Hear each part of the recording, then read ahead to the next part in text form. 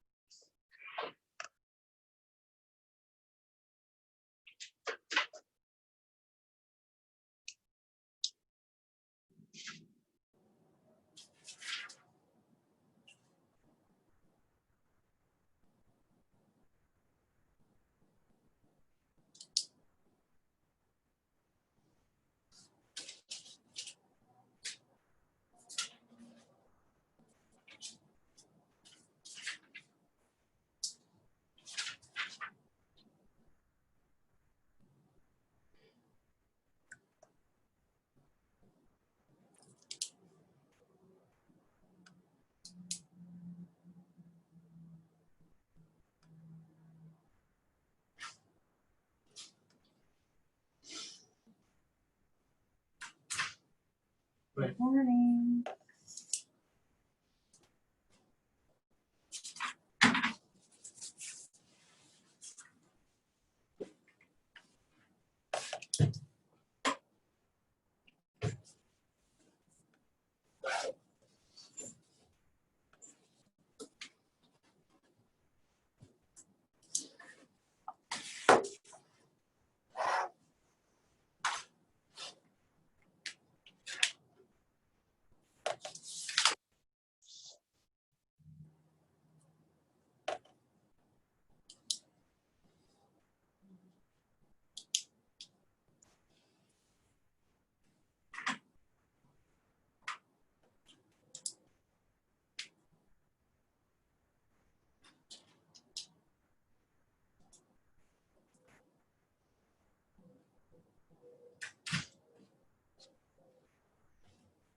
Hello.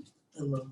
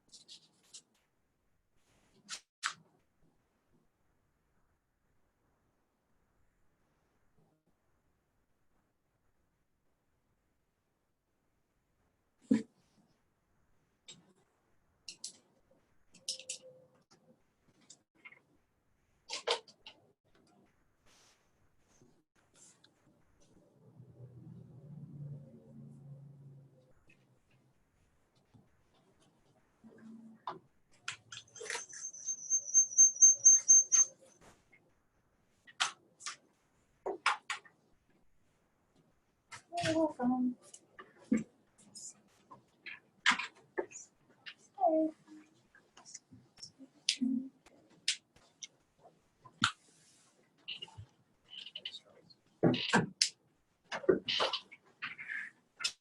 All right, good morning, everybody. Good morning, Kyra, who's the only student we have online right now. Joyee said that Hunter can't make it, so I'm still waiting on one more online Danny. Hopefully he turns out. Quick question for you guys. What test did you take this weekend? ACT? Okay, does anybody have their booklet with them? Did you guys get your booklet? Okay, okay. Good to know. I'll be right back.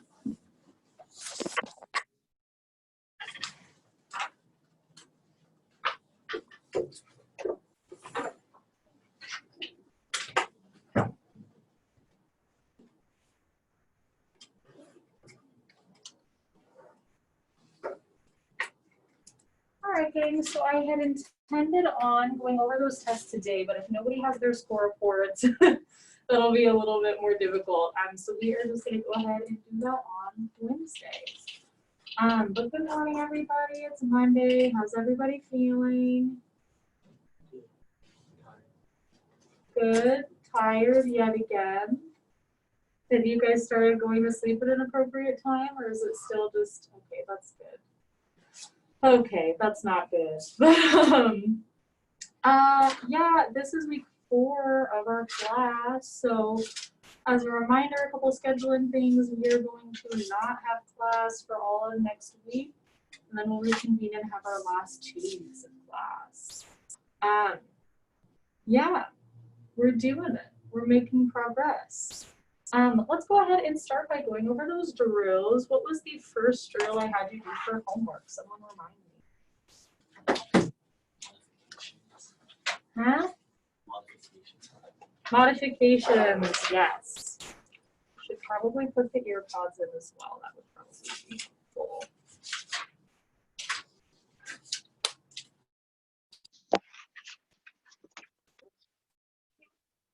Somebody needs to be a nerd.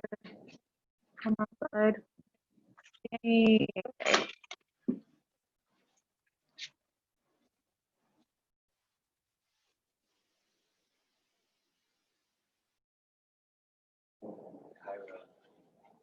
Huh? Is it possible for you to let me in from my other device? Sorry. Are you trying? That's okay. Are you trying to get into it right now? Yes. Okay. All Thank right, you. you're in. Yeah, no problem. Seeing my eyes on the other side.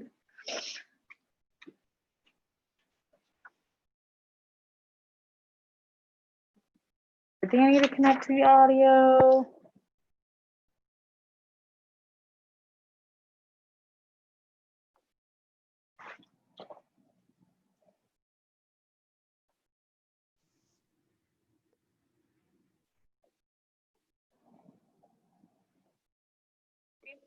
Me.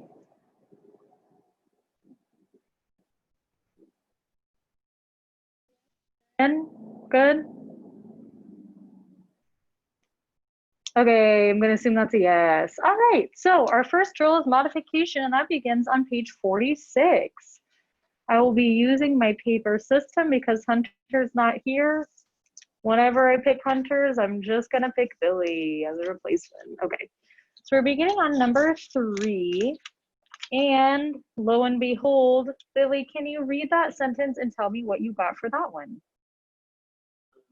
So from the beginning, so on July 12th, she made her first attempt while wearing peach baskets strapped to her feet.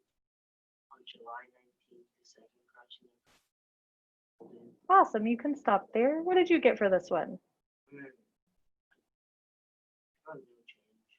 Okay, so Billy got no change. That would make it the second crossing occurred while blindfolded. But actually, the grammar of that one makes it seem like the second crossing was blindfolded, which doesn't make a lot of sense, right?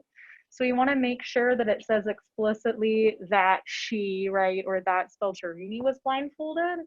So that's why our answer here is C. Sorry about that, Billy, but does that make sense? Awesome. Great.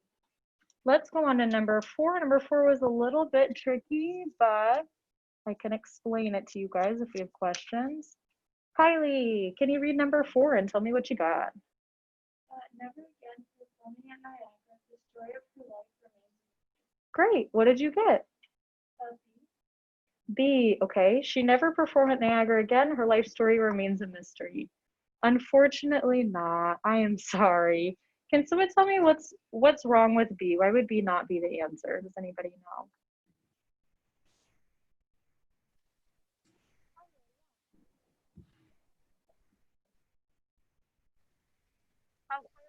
Calling on you. Can you hear me? Who did you call in?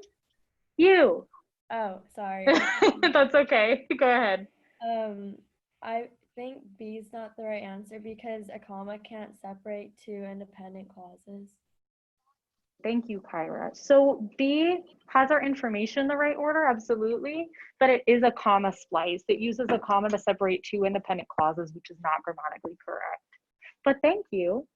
So our answer to this one is D. She never again performed at Niagara, and the story of her life remains a mystery. It's not A, because that would be a dangling modifier, right? Never again performing at Niagara, the story of her life. That would mean that the story never again performed at Niagara, which doesn't make sense. And then C also does the same thing. Any questions about that one? Okay, cool. Number 5, can I have someone read and share their answer? Michael.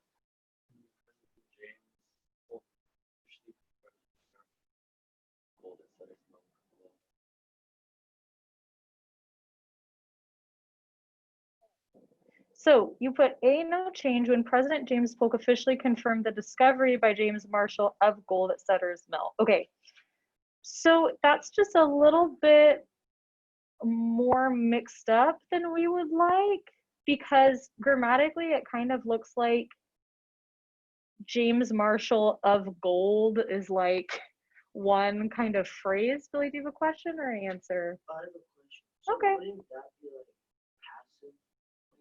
Or like, what's the difference between passive? Yeah, so you're right. That is also an example of passive voice, right? The discovery by James Marshall of gold. If we were to say that in active voice, it would be like James Marshall discovered gold. Does that make sense? We do usually want it in active voice. So our answer to number 5 is C. When President James Polk officially confirmed that James Marshall had discovered gold at Sutter's Mill. So none of our kind of terms are in a weird order here, and it also uses active voice. Michael, does that make sense? Okay, cool. All right, number 6. Danny, can I have you read the sentence and tell me your answer, please? Beginning their journey in spring of 1849, these prospectors took an overland route known as 49ers. Skip for this one. I got B. B, very good. These prospectors, known as 49ers, took an overland route, right? We have our subject, then our verb right after. Known as 49ers gives us a little bit more information, but it doesn't interrupt our thought, and this is grammatically correct. Any questions about 6? Yeah. What's wrong with no change? I'm sorry, what? What's wrong with A, no change? Oh, what's wrong with no change for 6? So that would say, beginning their journey in spring of 49, these prospectors took an overland route known as 49ers. So it actually makes it look like the overland route is known as 49ers, but really the 49ers are the men. Yeah, so that would be a misplaced modifier, right? Okay, going on to number 7. Number 7 is very weird and time consuming. So if you were taking the test and you had one like this, honestly, I'd probably just skip it and come back, because it kind of makes you I don't know. First, it confuses my brain for some reason. Yeah. I'm So, sorry, what? if I have one more Oh yeah, no So problem. if I were to put like known as 49, for that to make sense, I'd put it right after these prospects. Yes. Yeah. So the point of putting modifiers kind of in their appointed grammatically correct place is putting it as close to its subject as possible. So any answer that is going to be correct would have to say something like known as 49ers right after prospectors. So yeah. All right. For number 7, Kenton, can you read and tell me your answer, please?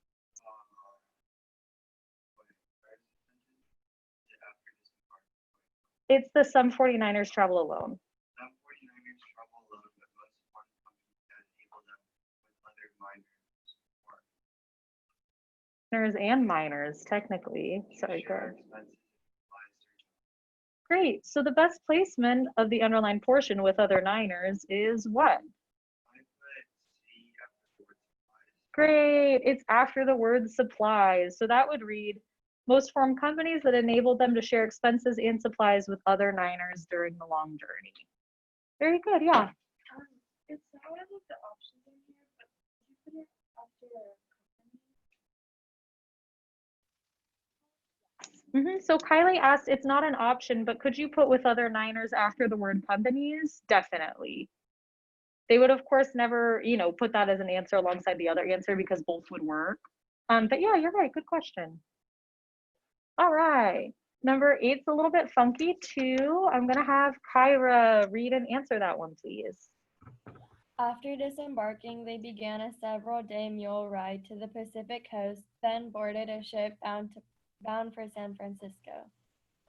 I got This one. A. No change. Very good. After disembarking, they began a several-day mule ride to the Pacific coast. Let's take a look at some of the other answers. B says, after disembarking, a several-day mule ride was begun by them. What is that an example of? Passive voice. Yeah. So we always want to say, right, they began the ride instead of the ride was begun by them. C says, when they disembarked, beginning a several-day mule ride to the Pacific coast, then boarded. So that taken with the rest of the sentence would make the sentence a fragment. D, they disembarked and then would begin a mule ride lasting for several days to the Pacific coast, then boarded. That would make it a run-on. So make sure always to read those phrases in the context of the rest of the sentence, because if you were just to read that phrase, you'd be like, that looks great, that's fine. But context matters here. Any questions about those? Okay, great. All right, we're gonna move on to number 9. This is another one with the underlined phrase, but I think it's a little bit easier than the last. Charles, can you read number 9? For decades, plastic bags have been paper. Great. And the best placement for the underlined phrase is what? After favorite, it's D. Very good. They've been a favorite of store owners around the world. Great. Okay, we're starting the rotation over. I am mixing up my papers. All right, number 10, Kylie, can you read and answer, please? Used widely since the 1970s, environmentalists now estimate nearly 1 trillion plastic bags are produced worldwide each year. Great, and what did you get? So you put C, having been used widely since the 1970s, environmentalists. So that would mean that the environmentalists have been used widely since the 70s. So unfortunately, that's not our answer. Do you have a second choice?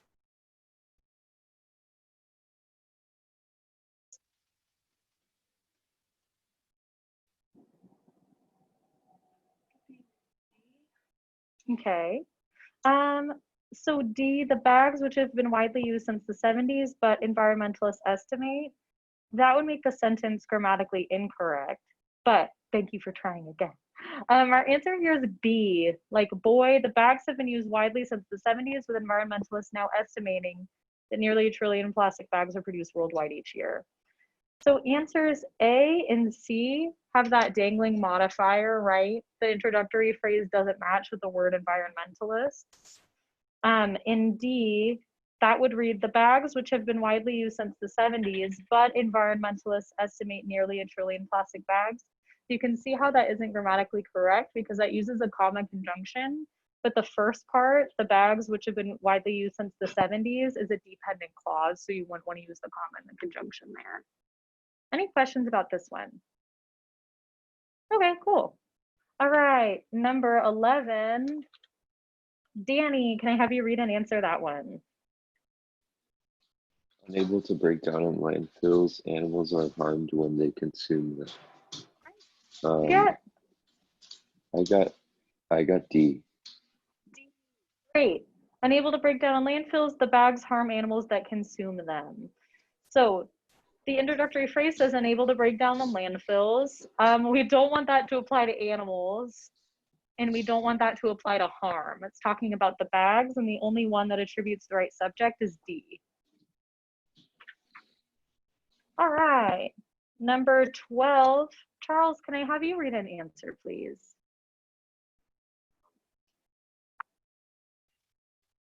Essence is light produced within a living organism that is created by chemical reaction. Great, what'd you get for this one? Okay, you put no change. Bioluminescence is light produced within a living organism that is created by a chemical reaction. That one, technically, right? The modifier is that is created by a chemical reaction, and then it goes right by living organism. So, I mean, technically all living organisms are created by chemical reactions, at least at some point, right? But I think that that is created by a chemical reaction as opposed to apply to bioluminescence. So that's why our answer is actually B. Bioluminescence is light created by a chemical reaction and produced within a living organism. So we have that modifying phrase, right? The fact that it's created by a chemical reaction right next to bioluminescence, and that's what makes it our correct answer. Everybody good with that? Chilling? Okay. All right, number 13 is going to be Kyra. Can you read that one, please? Dwelling almost exclusively in saltwater habitats, some form of bioluminescence is produced by approximately 90% of deep sea creatures, including fish, bacteria, and jellies. I got D. D, very good. Bioluminescent organisms dwell almost exclusively in saltwater habitats and some form of bioluminescence, etc. So our answer here is D. Bioluminescence is extremely cool to me, and I love reading about the deep ocean because it's very weird and scary. All right. Any questions about those two? Okay, let's go on to our final two, guerrilla filmmaking, and that is how you pronounce that word. And it's weird because it's not gorilla like the animal. Okay, can I have Billy read number 14, please? Consisting mostly of scene shot in real time, small cuts and simple props typically characterize the film. Great, what'd you get for this one? I got C. C, very good. Consisting mostly of scenes shot in real time, these films are characterized, right? So the introductory phrase, consisting mostly of scenes shot in real time, describes the films and nothing else. Very good. All right, number 15, take us home for this one, Kenton. While it was once difficult for filmmakers to obtain the necessary equipment, professional quality digital cameras are now widely available to filmmakers. Awesome, what'd you get? D. D, very good. While it was once difficult for filmmakers to obtain the necessary equipment, inexpensive professional quality digital cameras are now widely available to filmmakers. A couple of these other ones say filmmakers that are inexpensive. That are inexpensive is supposed to describe the cameras, not the filmmakers. So we need that to go right next to it. I know that dangling and misplaced modifiers can seem weird, and it's not usually everybody's natural sense. So did you guys have any questions or any trouble with the questions, or just misplaced and dangling modifiers as a concept? Is there anything I can help you with regarding those? Right, great. Okay, on to redundancy and wordiness, and this was our little baby drill because it was only 10 questions long. We did the first two. Let's do the rest. Okay. Michael, can you read number 3 and tell me what you got?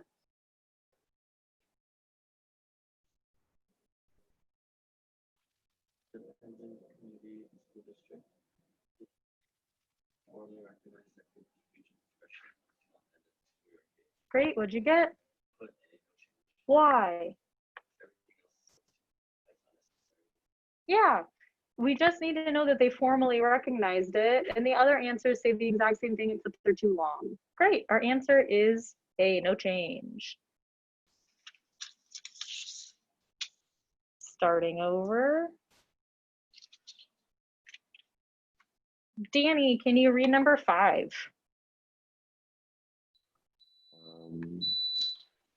When Jordan Romero was in elementary school, he became intrigued and fascinated by a painting that, is this the right one? Yeah, you're good. Oh, okay.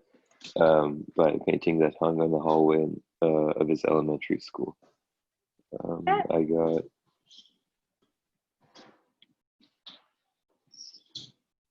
I got A, no change. Okay, why would you get A, no change?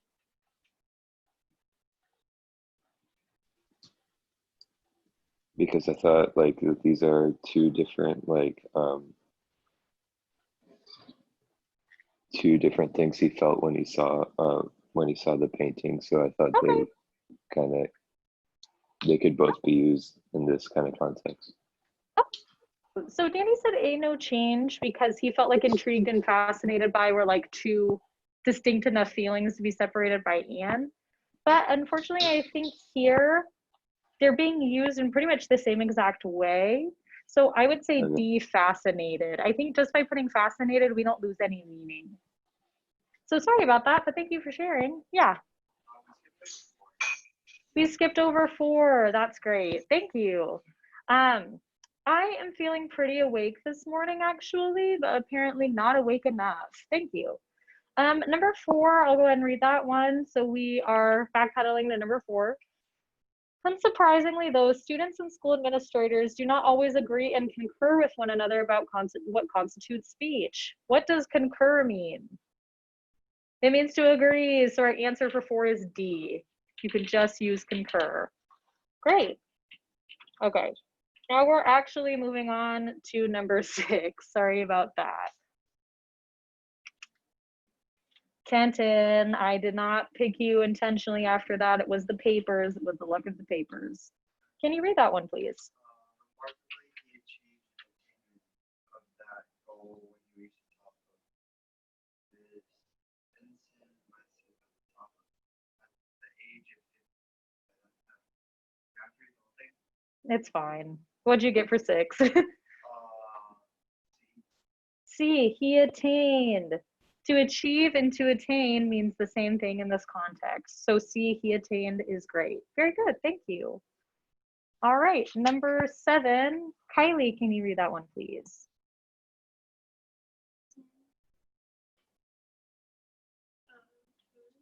In the process? In the process, Romero also became the youngest person to scale Mount Everest, reaching the top when he was not even 14 years old, and earning the title the youngest person on Mount Everest. Great, what'd you get for this one? D, D, delete. Why delete? because it already says Very important to read for context, guys. It says in the beginning of the sentence that he became the youngest person to scale Everest, so we don't need to say it again. So our answer 7 is D. Thank you. Mixing them up, not looking at them. All right, Charles, can you read number 8? the frozen Arctic landscape food is scarce and Great. T D, scarce. scarce. Scarce means to not be plentiful or abundant. So we can just say scarce. Very good. Number 9. Kyra, can I have you read number 9? The polar bear is one of the largest carnivores that eats meat in the world, rivaled only by the Kodiak brown bear of southern Alaska. I got D. D, carnivore, because a carnivore means an animal that eats meat. Great, thank you. Don't want to be redundant. And for number 10, Billy, can you read that one? The polar bear lives primarily in and around bodies of water. Okay, what'd you get? I just I put A. Hey, no change, keep it. Okay. If that seemed wordy to you and you chose to delete the underlined portion, you couldn't say the polar bear lives primarily bodies of water, because that doesn't make any sense. Okay. Thank you for going through those drills with me, everybody. Gonna be honest, I got to flip back to the schedule for today because I had planned on going, like taking a lot of time going over the test first. We do. Oh my gosh, we do. What a day. The action starts right away. Thank you for reminding me we have one more drill to go over. No, I was just gonna say I intended on taking like at least half the class today going over the test, but because we're not doing that, I'm like, oh, what do I do now? I forgot what I was even planning on doing. Let me check. But we will go over that drill, I'm not forgetting.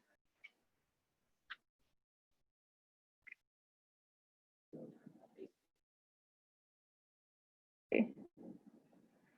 All right, see what we can do today.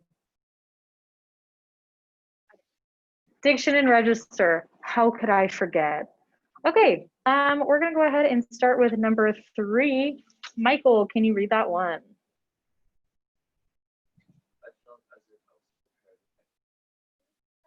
Position choice, what'd you get for this one?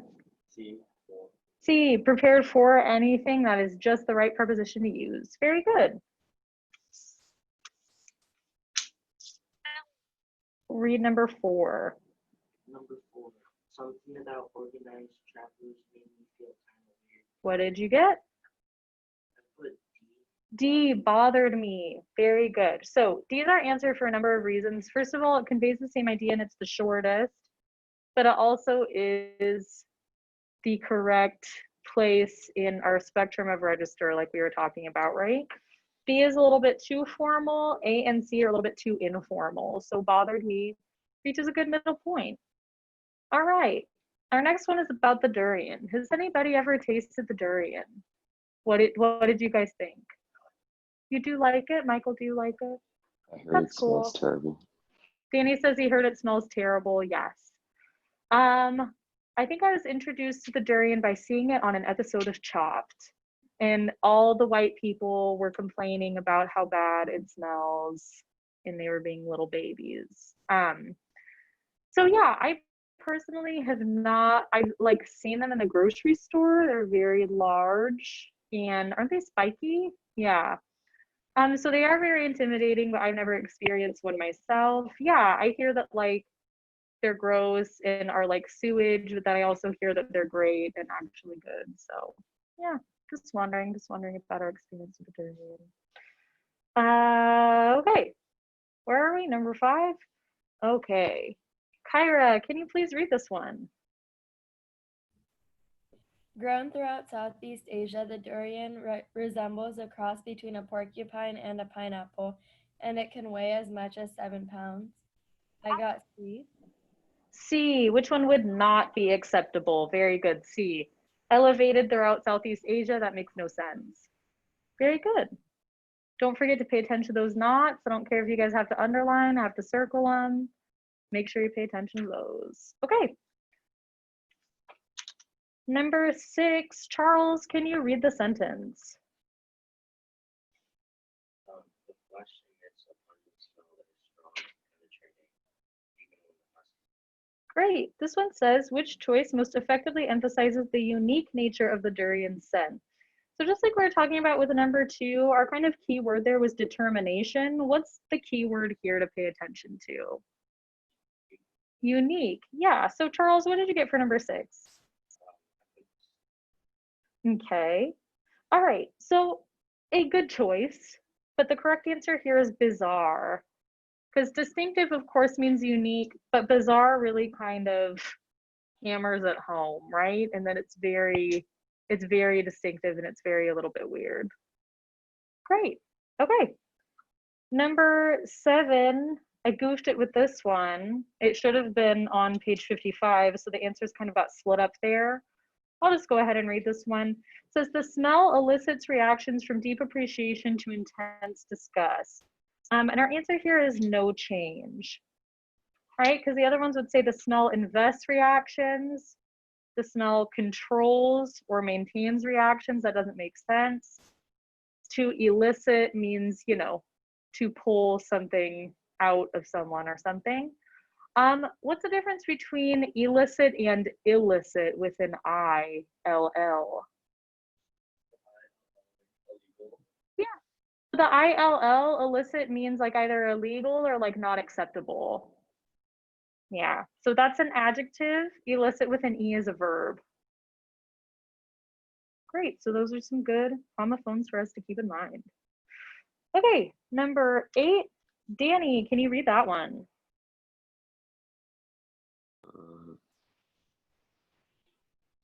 Some people even claim to call it sublime. I got B. B, dare. Yeah, they want to say they'd like to call to attention to the fact that praising the durian can have negative consequences. So if you were to dare to do something, there might be consequences. So our answer is B. All right, number 9, Kylie, can you read that one? The phenomenon known as colony collapse disorder has occurred many times, but this time it is turned on a global epidemic. Great, what'd you get? B, into, it has turned into a global pandemic. Very good. Number 10, which of the following choices is the least acceptable? Michael, can you read the sentence, please? David Hackenberg, Pennsylvania Beach, first person to call attention to the problem. So which one would be the least acceptable alternative? A, exaggerate, A, why? because all the other ones mean the same thing. Yeah, all the other ones mean the same thing. And it kind of establishes that this is a big problem. So I think he was unlikely to exaggerate it, right? It's already a big issue. All right, do I have any more drills to go over? Are there any that I forgot about? Okay, cool. I'm gonna get up and crack my back, and then we're gonna go over chapter 11, and then we're gonna be all done with the grammar workbook. Ow. Sorry. So we're gonna go over word pairs and comparisons, and then we'll take our break. So this is our final chapter of the grammar workbook. Like I talked about last time, we are going to be continuing to go over grammar, right? But we don't have much new to learn. So it's gonna be more review. I'm gonna throw some Kahoots together. We might do some activities throughout the last couple weeks of class. But yeah, this is gonna be pretty much the key things to know. So there are 2 main types of comparisons, those that indicate similarity and those that indicate difference. I have no idea what's going on the edge of the page there. This is just an intro anyway, that it says, pay attention to the words that you use. Okay, so A is as in as. They're used to indicate that 2 people or things are equal. Here's an example of this type of comparison being used correctly. Michael, can I have you read that sentence? Among. Among pioneers of modern dance, Isidore Duncan says ballet dancer and choreography. That was supposed to be choreographer. Great, great stuff. I have so many fun edits to make before next year. So excited. Okay, yeah. So is as or noun a dancer? As Martha Graham. As and as. So this one might manifest on the test as one of the as's is underlined, or they use another word and it's underlined, and you're supposed to know that as is supposed to come again. Okay. B is not only, but also. So sometimes the also comes in, sometimes it doesn't. Both are correct. Saying that something is not only X, but also Y means that it is X as well as Y. Here is an example. Kenton, can you read the sentence? Martha Graham was not only a great dancer, but she was also a great choreographer. Awesome. So just be familiar with that construction. It might come up on the test, it might not. I think we've all heard of it before. But yeah, just keep it in mind. Comparative more or less than. Honestly, I think this is like the 3rd time in the workbook we've gone over this. Just want to jam it into you guys' brain machines. When comparing 2 things, use than, THAN, not then, correctly, as in this example. Who can tell me about the snake? Kylie. Measuring 25 feet, a python named Medusa is longer than any other snake in the world. Great, thank you. Snakes, they're crazy. How do they move? Nobody knows. Okay, D is neither nor. So just as the words either and or must be paired, neither and nor must also appear together. Can someone read this sentence about my Serbian homeboy, Nikola Tesla? Kyra.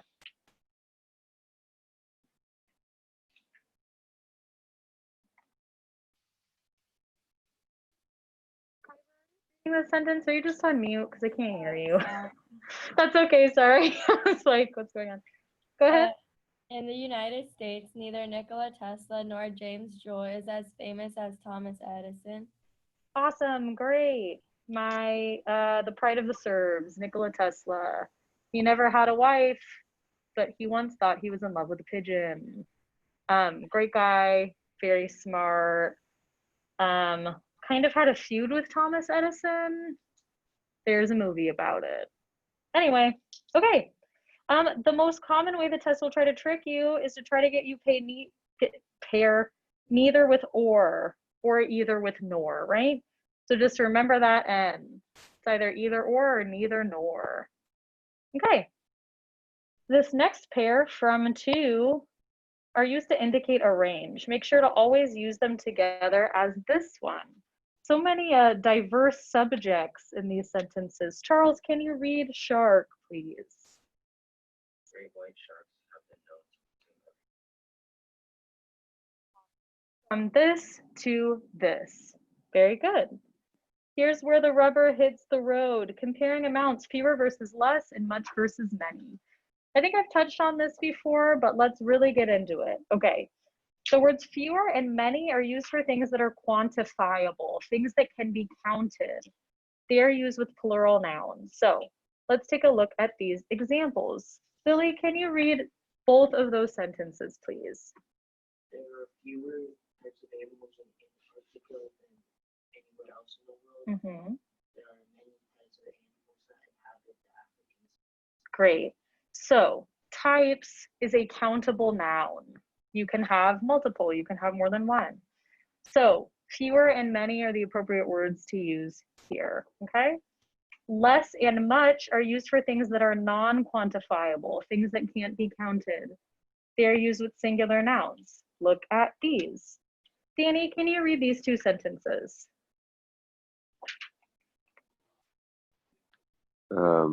Is it from to? E? No, we went over that like 5 minutes ago. Sorry, this is are you keeping track? Are you following along? I'm on the right page. Okay, so this is 57. There's less animal life. Okay. There is less animal life in Antarctica than anywhere else in the world. And there's much more animal life in Africa than anywhere else in the world. Awesome, thank you. Animal life is not quantifiable here. Can anybody think of any other examples that are non-countable?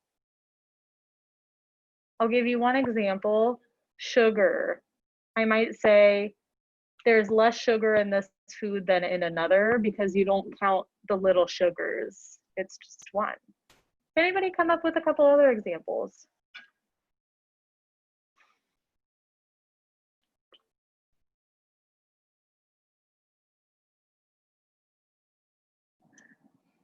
Anybody?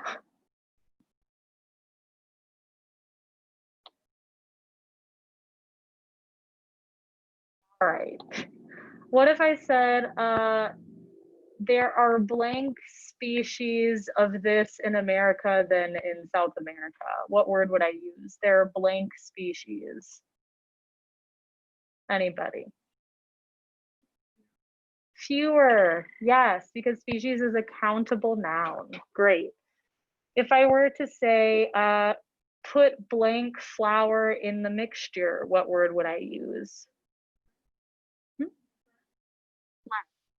Awesome, use less flour. We would not say fewer.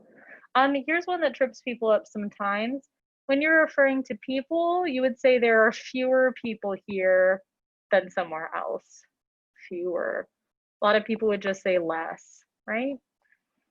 So honestly, few people use fewer and less, and yeah, well, I guess specifically those few people use those correctly in spoken word.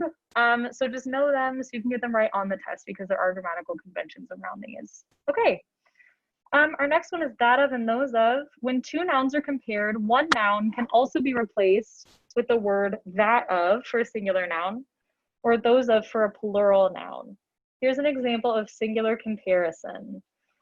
This one says, in the 1950s, most people in the US were more familiar with wow, that was supposed to say Norman, but it autocorrected to Normal Rockwell. That's hilarious. His name is not Normal. Don't bring that into your art history class. Most people in the US were more familiar with Norman Rockwell's art than with Vasily Kandinsky's art. Okay, then we could replace that with most people in the US were more familiar with Rockwell's art than that of Vasily Kandinsky. Okay, that of replaces art of. Because it's singular, that is the right one to use. However, if we were to say most people in the US were more familiar with Rockwell's paintings than with Kandinsky's paintings, then we would say most people in the US were more familiar with Rockwell's paintings than those of Kandinsky. Great. Though that of and those of might sound weird to you, they are both acceptable provided that the pronoun and the noun agree. As with any pronoun question, make sure to identify the antecedent and determine whether it's singular or plural before deciding to use that or those to refer to it, right? That and those are pronouns are called relative pronouns. We use the same rules as we would for any other kind. Okay, the drill, we made it. I'm gonna have you guys go ahead and do 1 and 2 of the drill. Go ahead and take a couple minutes to do that.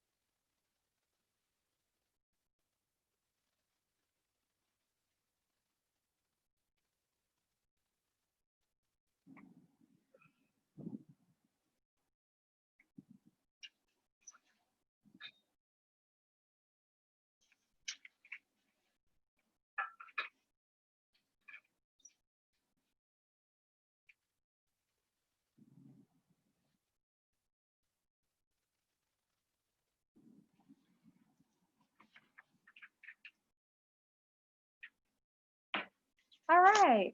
For number 1, can I just have a volunteer for this one to read and share their answer for that? Go ahead, Kenton.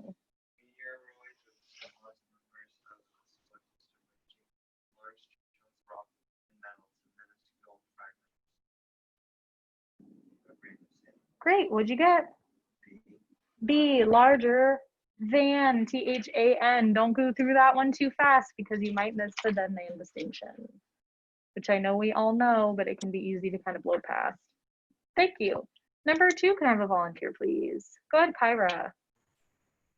Julia Child's recipe for white sandwich bread was one of her most simplest recipes, but she revised it throughout her long career.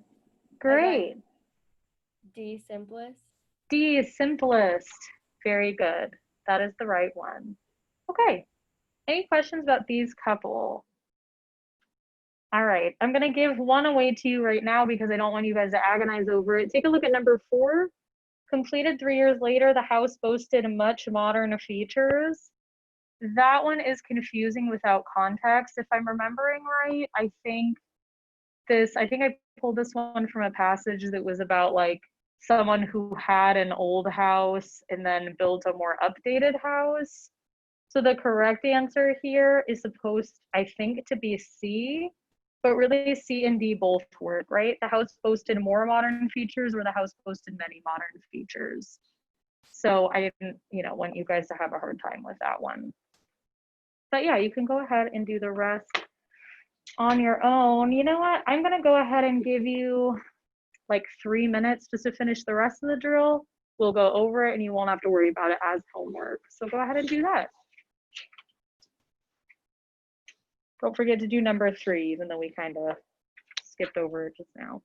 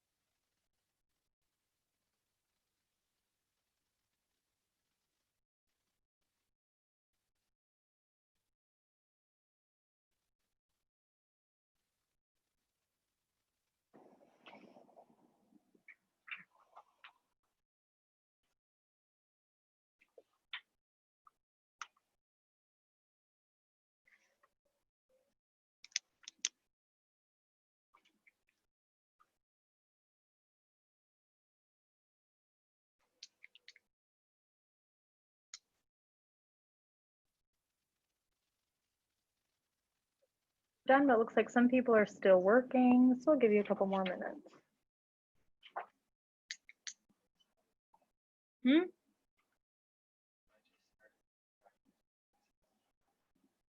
Yeah, I'm not gonna lie, I feel like, I don't know, I feel like sometimes when I crack my back, other people are like, that's gross, but I don't, it's just normal life. My vertebrae always have to crack like 20 times a day, which is probably something is wrong there, but I don't know. My boyfriend's and my friend is he's in physical therapy school to get his doctorate. So whenever we see him, I ask him to like, you know, like crack my back, or like you lay down and they just like and crack it. I was like, oh man, I wish like my boyfriend could do this, because I'd ask him to do it like every day. And he was like, you want me to teach him? And I was like, great. So my boyfriend now knows how to professionally crack my back, and I'm bothering him about it a lot, and he actually loves it. Just kidding, he doesn't love it, it's annoying. But I love it. Okay, number 3, it looks like everybody's pretty much done, so let's get right into it. Kylie, can you read number 3? The dolphin's body is longer than those of the tsunami. Great, what was your answer? See, that of. So what's the antecedent for the word that? What is it referring to? Actually to the body, right? Because it's basically saying a dachshund's body is longer than a chihuahua's body. So because the body is just one, that's why we have that. Yeah, very good. So our answer is C. We're gonna skip over number 4, because we already talked about that. For number 5, Danny, can I have you read that one, please? All Power Labs has slowly begun resurrecting the more than century-old technology. Great, what'd you get? B, more than. Perfect, very good. Number 6, Billy, can you read that one? Each machine is approximately as largely as What'd you get? D, as large as. There's our as pairing. Very good. For number 7, don't let them trick you. Charles, can you read this one? Either physicists or engineers could not of this. What'd you get? B, neither physicists nor engineers. Awesome. Very good. Neither nor. For number 8, Kyra, can you read that one, please? For countries with less resources, the palettes open up a whole new world of possibilities. I was a little confused, but I got B. For countries with lesser resources. Okay. I could see how you might get that one, like lesser kind of as an adjective meaning like meager, but our answer here is actually C, with few resources. Because remember that because resources is a countable noun, you would want to use few or fewer. Does that make sense? Yes. Okay, cool. Sorry if that one was a little tricky. Number 9, Kenton, can you read that one? When the snack was available everywhere and nowhere was it more common in an English site such as D, more common than. Very good. Nowhere was it more common than at. Yep, that's right. Sounds weird, but it's right. Michael, last but not least, can you read the popcorn sentence?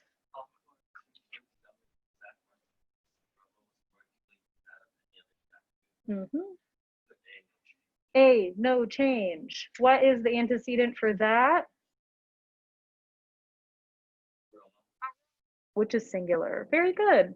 Does anybody have any questions about these word pairs and comparisons? All right, congratulations. We have completed the grammar workbook. We have done it. I would go ahead and keep these in your binders in case you need to refer to it in future classes when we're doing other activities. That would be great.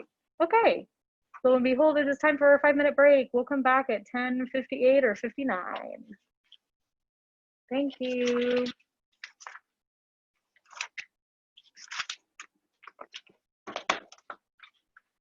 Granola bar, anyone? What flavor? Love the enthusiasm.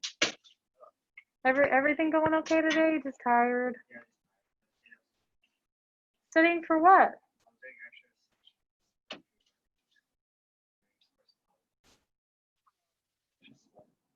Sorry. I mean, hopefully at the end of these 6 weeks, they will be better, or else we're not doing this right? Oh, I don't know about that. Okay.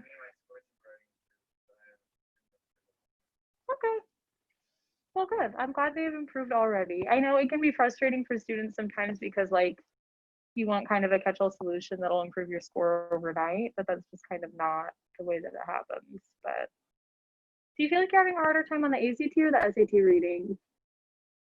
Or are they about equal? Okay. Anybody else want a granola bar? Yeah. What kind?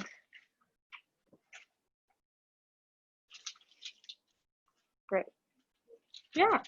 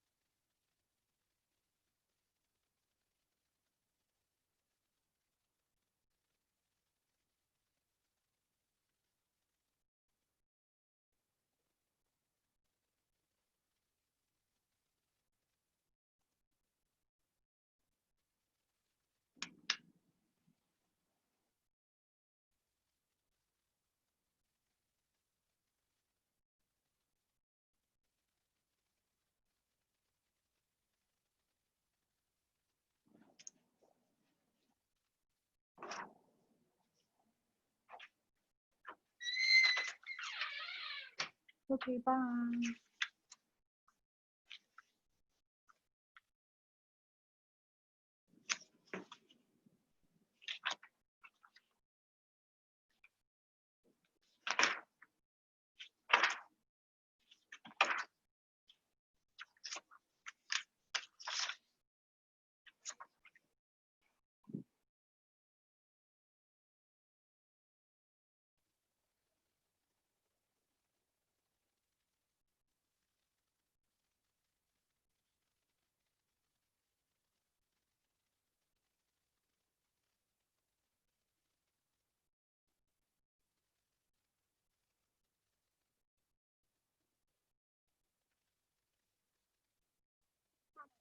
Let's try to tune back in.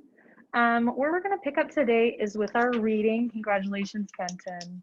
And anybody else looking for a little bit more practice on that reading. Question for you guys. So go ahead and go to our history, social science section. Go ahead and flip to I Am an American Day, right? We already did that one. But my question is, if you flip there and you flip to the next page, is that a passage or is it a worksheet that says number 4, the bottomless well? Tell me. Because I think that I am, okay, so flip again. Okay, all right. So looks like there was a little bit of an issue with this packet. I really thought I had double checked this, but it looks like one passage got left out, the one that's supposed to be Nature's Bounty. So sorry about that one. I mean, we still have plenty of passages to go, but I'm going to ask you to go ahead and flip to Practice History, Social Science passage number 4, the bottomless well. It should have the worksheet on the left and the passage on the right. That is the one we're going to work on right now. Raise your hand if anybody, for any reason, does not have that worksheet or passage. You can't find, is it at the back? I don't know. Because, I ask because.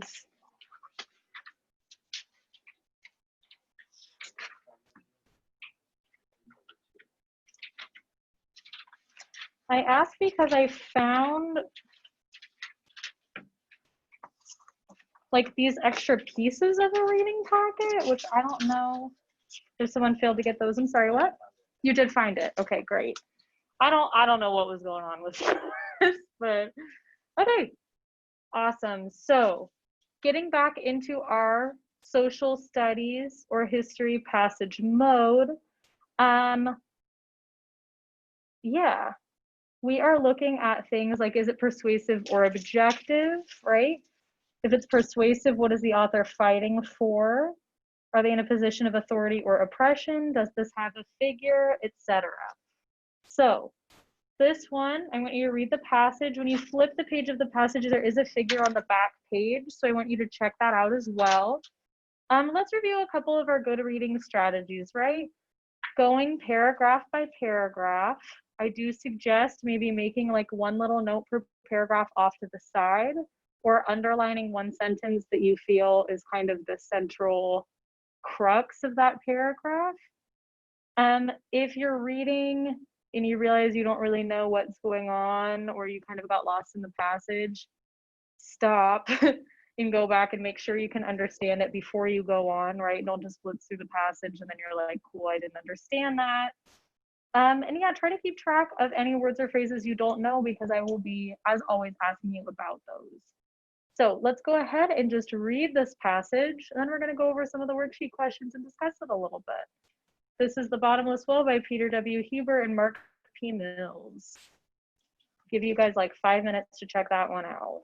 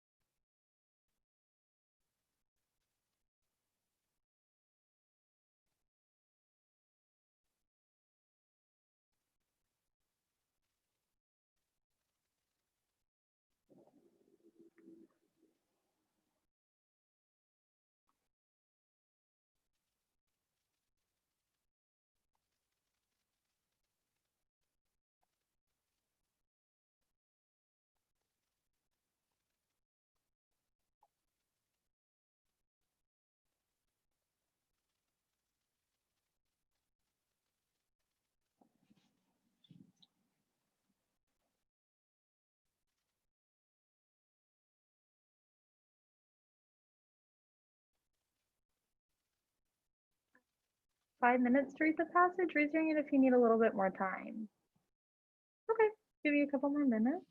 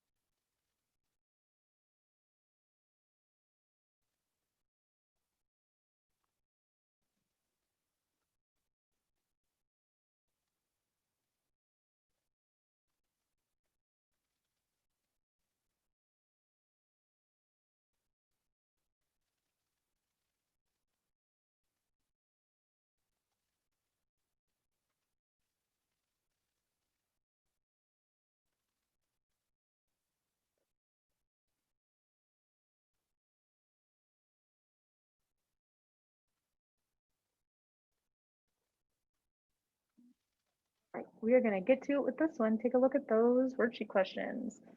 So there's kind of a lot going on in this passage. Bear with me. Hopefully once we've gone over the worksheet, we have a much better idea about what is important and kind of the main points that are being made. So our first one says, who is the author? So I'm going to ask you to pay attention to both the author and kind of the title here, right? And I'll explain what I mean by that in just a minute. Kyra, who's the author? Peter W. Huber and Mark P. Mills. Do you know anything about them? No. Yeah, no, I don't know. I don't know who they are. Peter W. Huber and Mark P. Mills. But next to it says the bottomless well, and that's italicized. Kyra, what does it mean when we have a title that's italicized? That it's like a short story. Opposite. Close though. So short stories are actually in quotes and quotation marks, but we use italics for longer works like books, newspapers, albums, like music albums, and movies. So here the bottomless well is italicized, so we can tell that it's a single title called The Bottomless Well, and these must be the authors, right?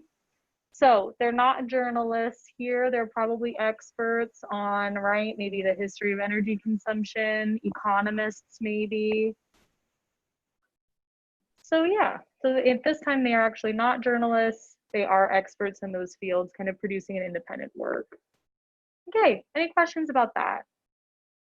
All right, let's go on for number 2. Does it seem this passage was written for a particular occasion or specific purpose other than simply to inform? Let's see. Kylie, what do you think about number 2? Yeah, I think this is actually just to inform, right? This question more applies to maybe historical documents. Like you guys remember the King George one and the I Am an American one. Those were really for specific historical moments in time. Did I say specifical? Wow. If I did, I didn't mean to. Specific historical moments in time. This one is just kind of purely informative, right? Is this passage persuasive or objective? If it's persuasive, what's the argument? If objective, what conclusion does the author discuss? Okay, this is a big one. If you have a little bit of a hard time with this one, I can help you out. Billy, what do you think about number 3? First, is it persuasive or objective? I said persuasive. Okay, why? Well, because, well, at least for the end, he says that about running out of energy isn't just wrong, it's the exact opposite. So it's like telling people that money is about energy. Okay. So Billy kind of posits that they're making the argument that people are never going to stop looking for energy.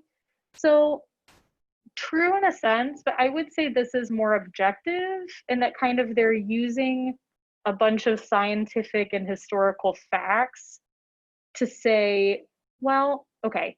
So it depends on what you look at as the main idea of this article.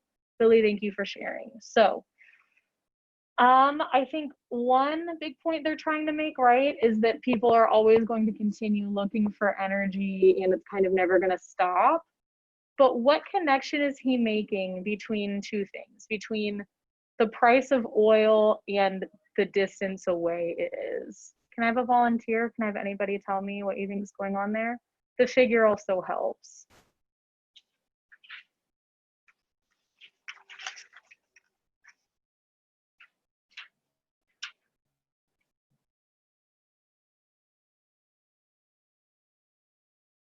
How, you know, they're kind of surprised about that relationship. Yeah, Kyra. So oil prices are actually dropping even though like the distance is increasing. So you said that oil prices are dropping. I wouldn't necessarily say dropping. I would say they're remaining pretty constant, but they're remaining constant even though the distance to oil is drastically increased, right? So you could look at it one way that, okay, it's making the argument that people are always going to keep looking for different sources of energy, but they're also just kind of objectively explaining the phenomenon that the price of oil hasn't gone up much despite us having to work harder and harder and go deeper into the earth to extract it. So that's simply a historical fact, right? So if you're looking at it that way, then the passage is objective, right? Because you don't need to make an argument about kind of what is already occurring. Does that make sense to everybody? Okay, cool. All right. Number 4, we can actually just go ahead and skip over, right? Says if it's persuasive, what's the author fighting for? Are they in a position of authority or oppression? But that's not really relevant to this one. Number 5, write down 3 details the author provides to support their claims. Okay, so if they're saying, right, that power pursues the energy that produces the power, what are a few things they are supporting that with? I would usually just pick on one person, not pick on in like an antagonistic way, but I would usually just choose one person, but I understand this one might have not been as straightforward. So can anybody just volunteer and tell me like one detail he uses to support? Yeah, Michael.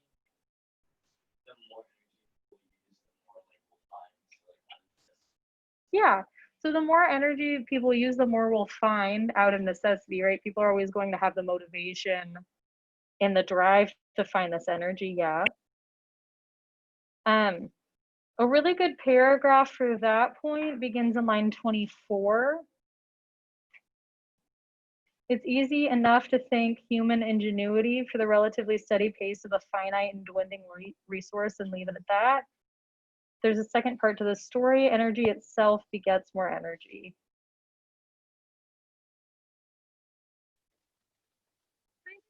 Another point, another important point he uses, they use plural.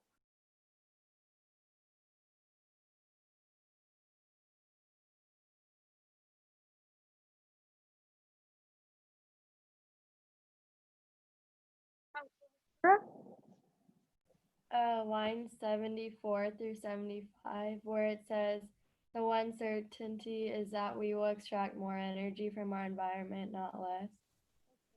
74 through 75, the one certainty is that we'll extract more energy from our environment, not less. Okay, yes, that's a supporting detail as well. One I might bring up is just in the second paragraph, right? It says 10-mile oil costs less than 69 feet oil did, and about the same as 1-mile oil did 2 decades ago, right? Because that's one of the central cruxes of this argument, is that when they were digging 69 feet for oil, or if they're digging 10 miles into the Earth's crust, It costs relatively the same thing, which is pretty insane, right?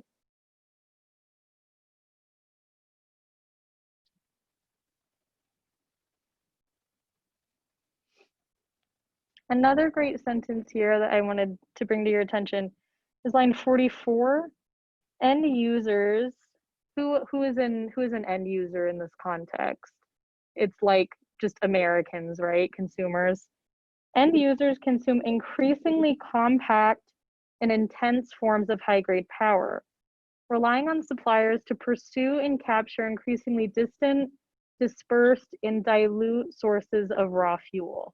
Okay, so what he's saying here, right, what they're saying here, is that oil is a finite resource, right? We will run out of it. But we're willing to go farther and farther of extreme lengths to find this energy. So we're not truly running out right now because we're finding it basically in any insane depth of the earth. But he also mentions a couple other sources of power, right? Like solar energy, like uranium. So he's saying like we run on energy, right? Our business and our life activities. So instead of just kind of mining our 69-foot oil, we're going farther and farther, right? Not only distance wise, but technologically to find these different dispersed sources of fuel. Does anybody have any questions just about like the content and the argument of this article, or are there any parts of it that didn't really make sense to you?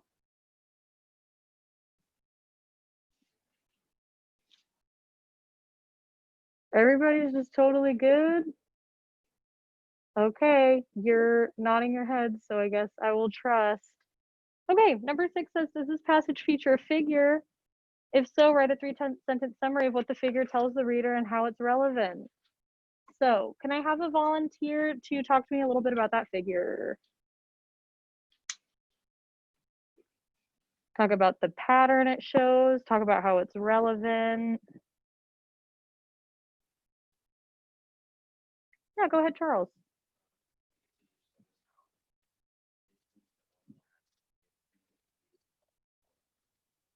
Yeah, so it shows us that our distance to oil is significantly increased, but the prices have not really changed. Yeah, and how's that relevant?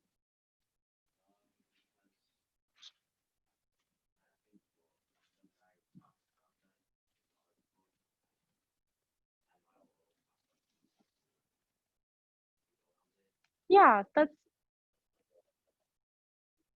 yeah. So that's a big point they talk about in the article, right? And that no matter if it's 69 feet or 10 miles, we are going to go that extra mile, no pun intended, for those resources. Exactly. Also supporting his argument that kind of technology and ways to get oil are just improving over time because people want more and more of this like this resource that's increasingly difficult to get. Yeah. All right, number 7. You know the drill. Were there any words or phrases you had a tough time with? Can I help you with them? Yeah, go ahead, Kenton. What? Where?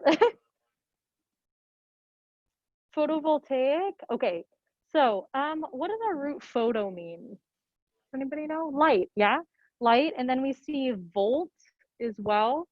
So we can kind of, by using our terms, photovoltaic would mean a cell that makes energy from light, makes volts of electricity from light. So probably like solar power. Yeah, good question. Anybody else? Yeah. Begets. Yeah, so beget is a verb meaning like to create. Mm-hmm. So like if one thing begets another, right? It creates another, it results in another. Beget is also a very antiquated term for like to give birth to. Might say that a mother begat her child, which is just a horrible simple past tense form, but it's true.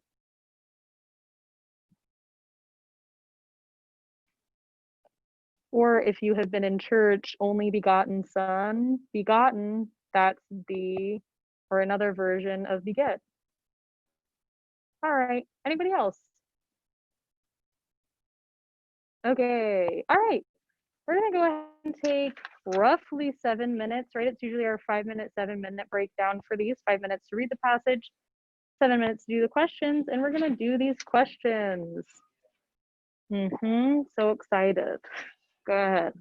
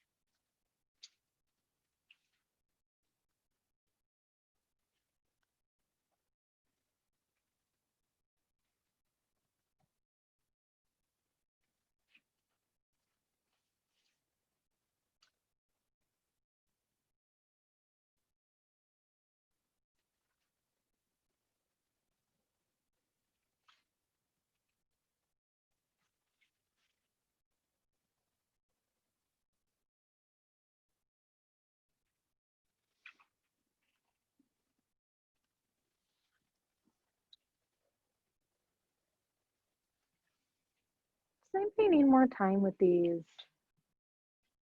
All right, well, guess what? It's 11:29, so we don't have time to go over them. So we are going to go over them next time. Listen up for your homework this time. Flip the page. Practice history, social science passage number 5, the social structured world. Doing that worksheet, that passage, and those questions is your homework. So again, the worksheet, the passage, and the questions for history / social science passage number 5, the social structured world by Marina Gorbis is your homework. All right. Thank you so much for joining me again, guys. I look forward to seeing you on Wednesday. Have a good couple of days. Thank you. Bye.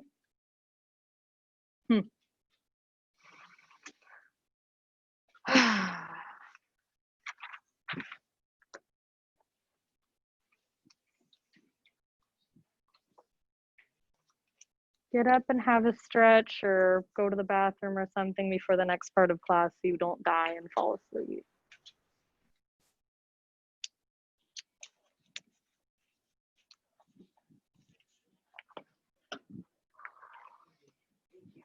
Thanks. Have a good one.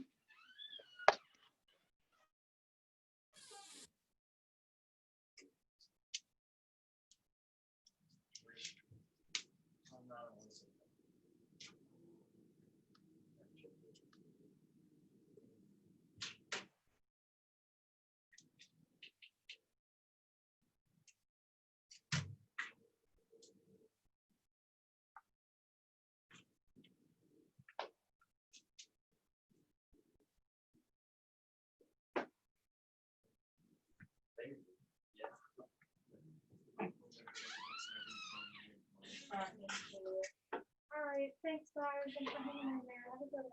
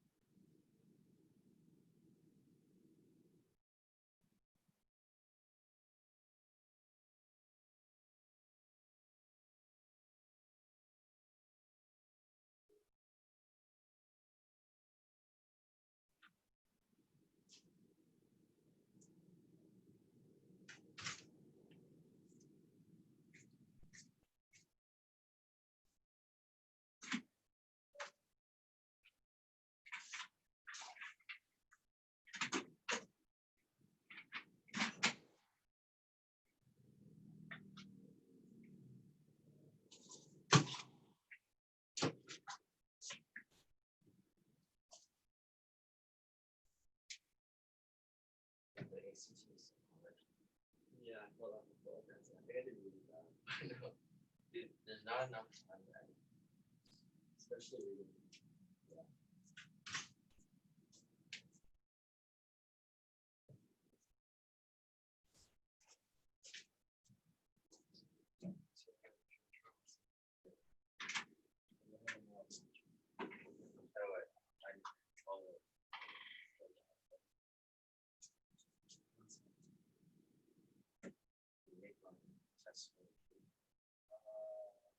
You see it?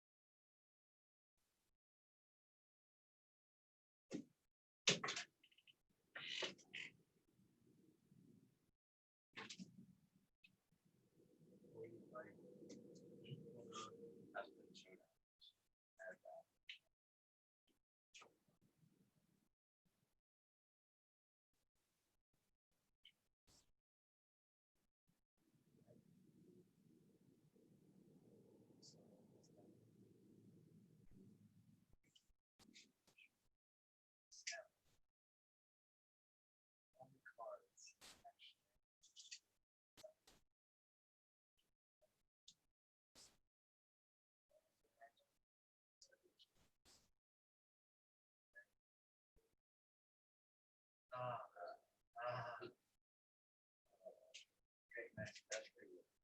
All you did was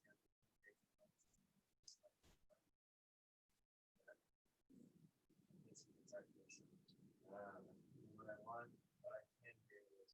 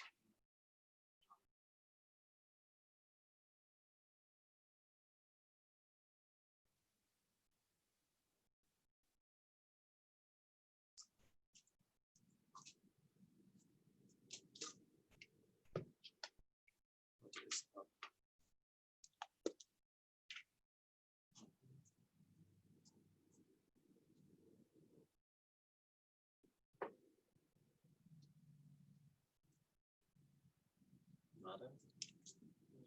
Nothing is up. Down.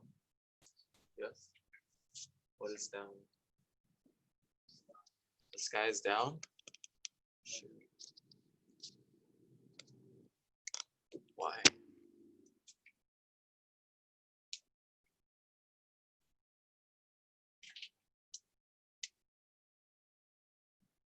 What are we doing first? You're doing both today? No, I don't know. No. I don't know where they are right now. I wasn't proctoring, so you'll have them back by Wednesday.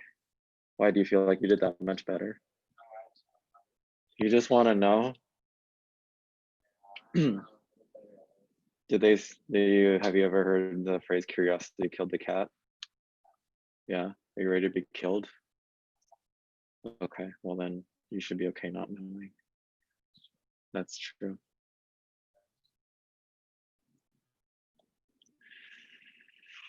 We have one more letter we need to discuss that we didn't discuss last time. I.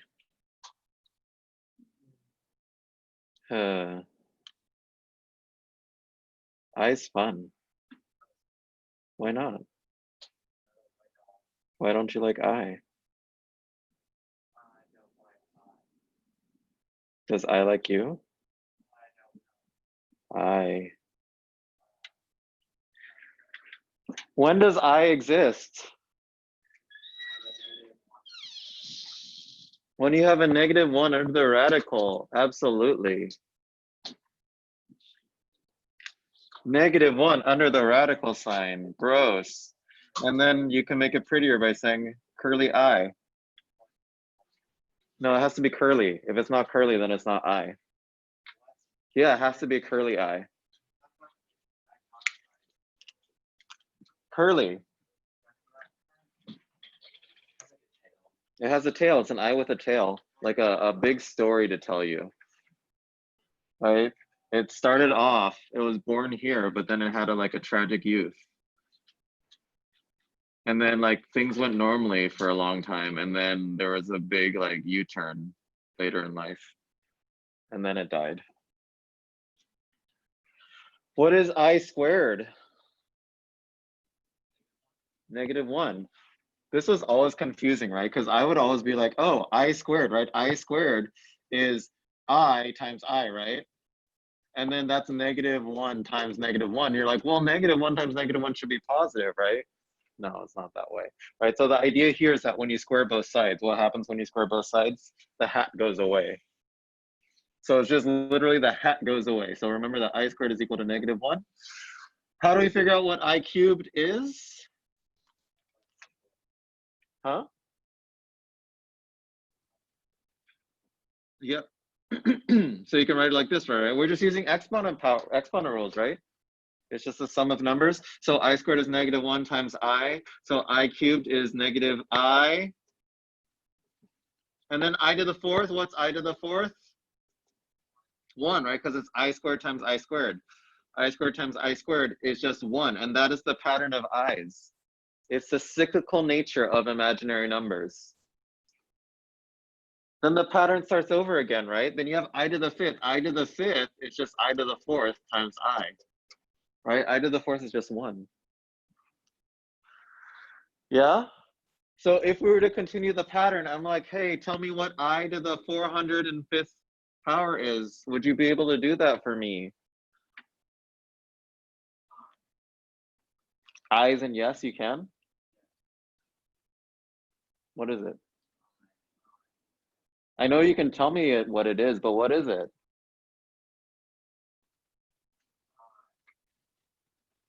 Why do you keep saying I? I wasn't asking you to affirm me. I was asking you what the answer is. The answer is I. Do you know what the opposite of I is? Nay, nay. Why is it I? So what's the shortcut? You want to find as many multiples of 4. So the shortcut is to do division, right, by 4 to find out how many multiples of 4. So if we divide, there's 101 multiples of 4, right? And what are you left over with? You're left over with remainder 1. There is 1 left over. So this is like saying I to the 404th power times I. Well, I to the 404th is a multiple of 4, that's just 1. So they love that kind of question on these tests. Another question they love on these tests is, what is I to the 13th plus I to the 14th plus I to the 15th plus I to the 16th? Anybody?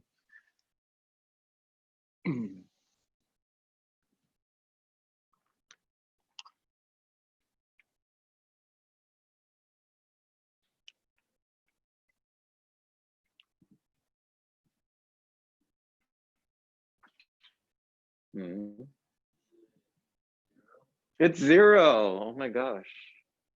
Right? Any set of 4 numbers, they just cancel out to 0 as long as they're consecutive. If they're the odd ones, right? The odd ones are always going to be some form of I, either positive or negative. It doesn't matter which one. All right, so I'll just do it this way. And then the even ones, right? The even ones are always going to be 1 or -1. So this one's -1 and this is +1. They all cancel out. OMG. Yeah. Another question, can y'all tell me the difference between an imaginary number and a complex number? Aye, you can, or nay, you cannot? Nay, you may not. A complex number has a real number and an imaginary number. So 1 plus I, this, you actually can't call this an imaginary number. This is called a complex number. So if we're going to talk about the number families that we had before, right? How do we split it up? So the real family is here, right? R for real. The imaginary number is here. There's no overlap, right? They're disjoint, right? And then what's the family that encompasses both of them? The complex family. So is a real number a complex number? Yes, but is a complex number a real number? Not necessarily. It's that square rectangle thing, right? Is a square rectangle? Yes. Is a rectangle a square? Maybe. I don't know. That makes sense? Just so you're aware.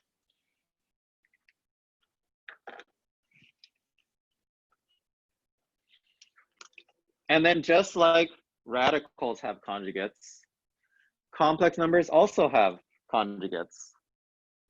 Yay. Right? When do we use the conjugates? Most likely when you have fractions. What's another word for fractions?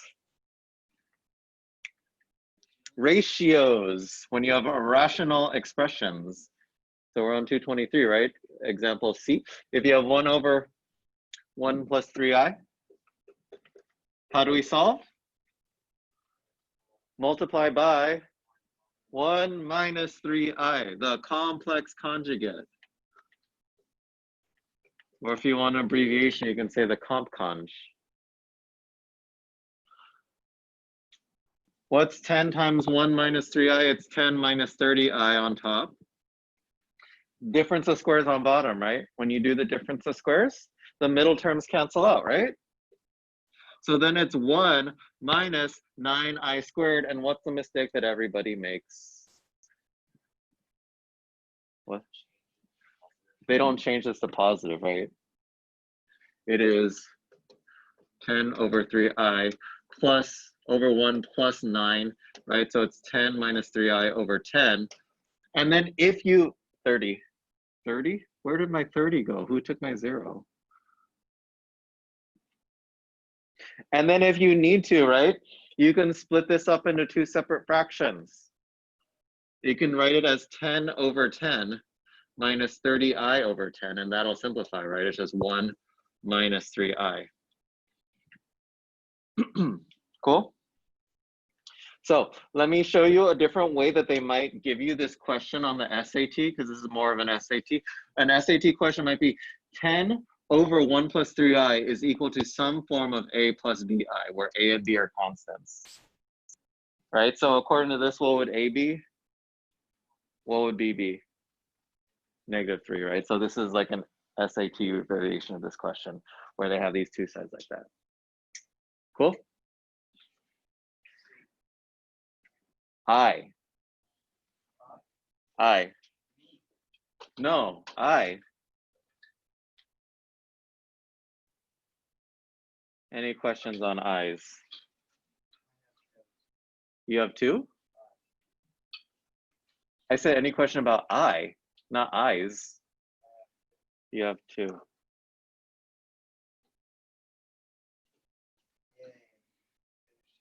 We finished chapter 13. What comes after chapter 13? 15? You know, there are certain places where they don't put a floor 13. It's bad luck. So we should have skipped chapter 13, shouldn't we?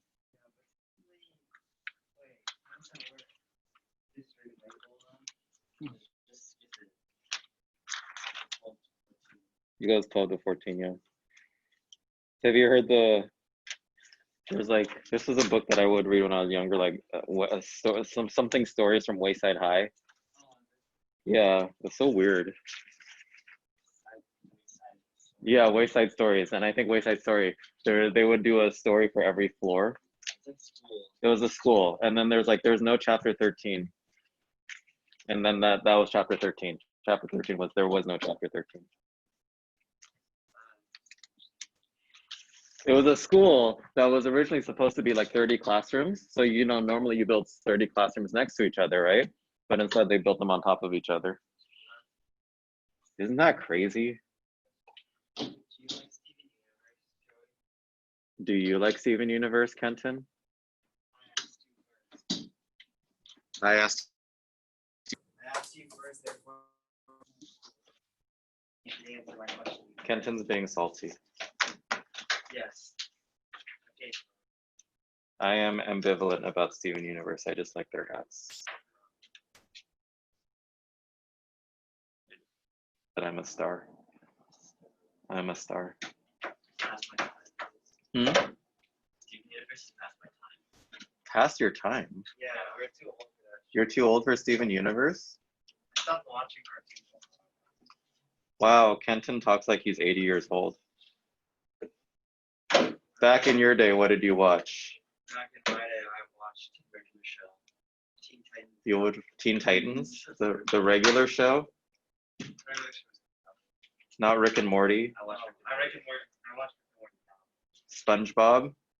My parents wouldn't let me watch SpongeBob is so weird. My parents hated it. Like, why is a sponge making dirty jokes? Like, I don't understand. Does he make dirty jokes? He makes dirty jokes. SpongeBob is He's LGBT now.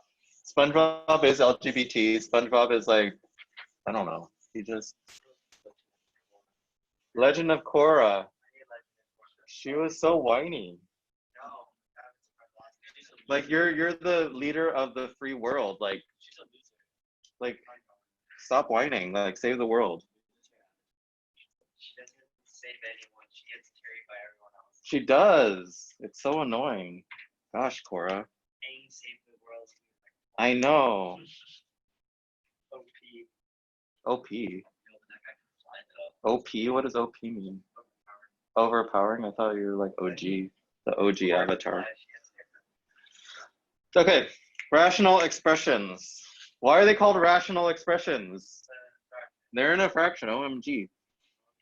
Right? So the biggest thing when you have rational expressions is the step is probably going to be to factor. Right? We're going to factor. So the first one, we just make sure we factor.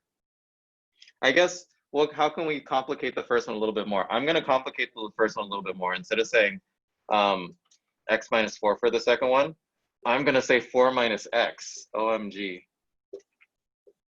Just so I can screw with you all. So factor as much as you can, right? This one, what is it? Add to -8, right? Add to -2 times to -8. Or you can factor out this 3 here. Here you can factor out a 4, right? And then here, we can leave it like this if you want. What am I trying to remind you of when we have 4 minus x?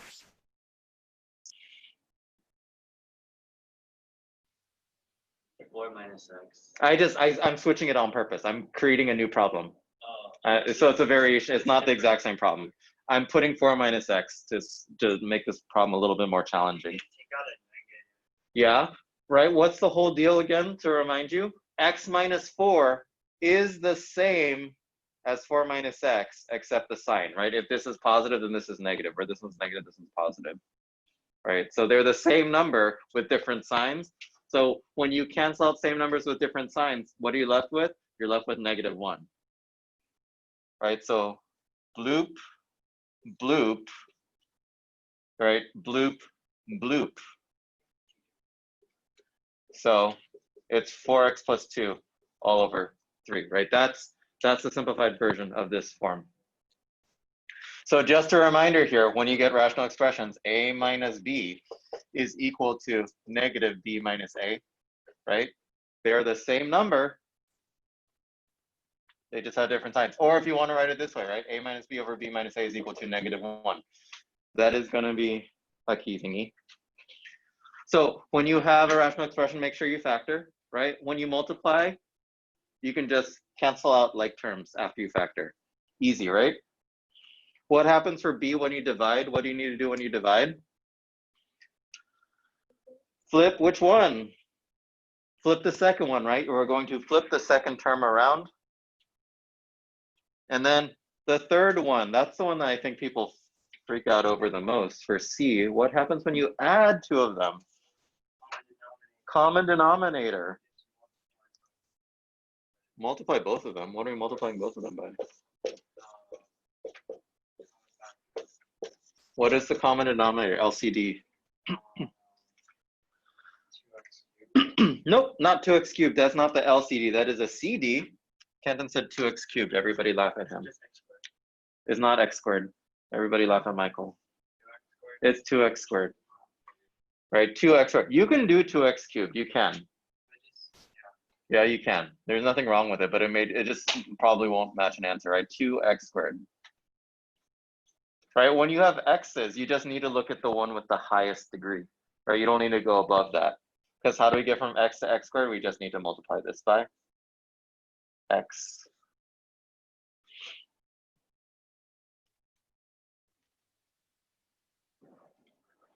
So what is this? This is, we can combine them now. It's 4 plus 3x over 2x squared. Ta-da.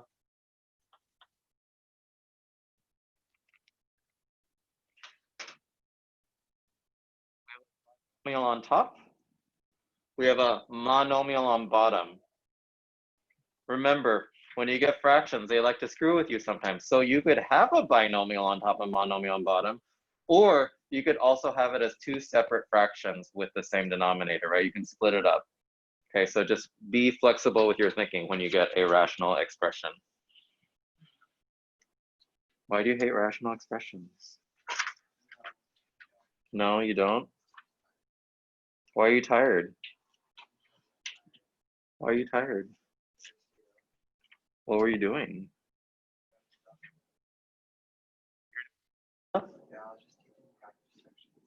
Why? Wow, Kenton was doing extra work late at night. What a weirdo. What a weirdo. Okay, complex fractions too. Right, it's literally just a big division problem. So what you need to do is you need to simplify first before you divide. So for example, 3 3/4, we can't do 3 3/4 like this. What do we need to do first? Improper fraction. How do we get to improper fraction? The shortcut is what? 3 times 4 plus 3, right? The whole number times the denominator plus that. So this is 15 over 4, right? 6 times 3 is 18. 18 over 2 is 20. And then you can go ahead and do 15 over 4 times 3 over 20, right? The way I would do it when I would do this in school is I would just do like this thingy. I just write it this way to remember myself. So my shortcut is I just be like, oh, 15 times 3 over 4 times 20. 4 times 20, not 420. Cool.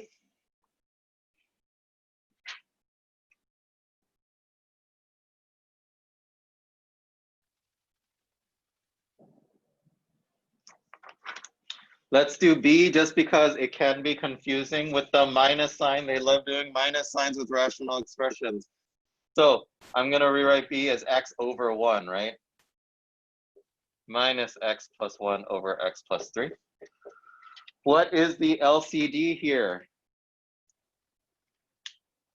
LCD, least common denominator. X plus 3. So I'm just going to times this one by x plus 3.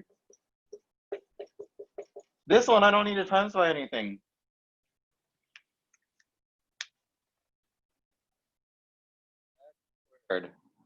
Plus 3x all over x plus 3, right? And then I can start minusing, right? So it's just going to be minus x plus 1, right? No. Why not? Distribute the negative, right? We're minusing a whole quantity. So when we're minusing, make sure you do that if you're not good at distribution, right? So it should actually be x squared plus 3x minus x minus 1. Yeah? So then what does that become? That becomes x squared plus 2x minus 1 over x plus 3. Okay? Do not get tricked by this minus sign. They're probably going to put this minus sign there because they like tricking. Has anybody heard the phrase tricky like the Dickens? No? Well, they're trying to be tricky like the Dickens.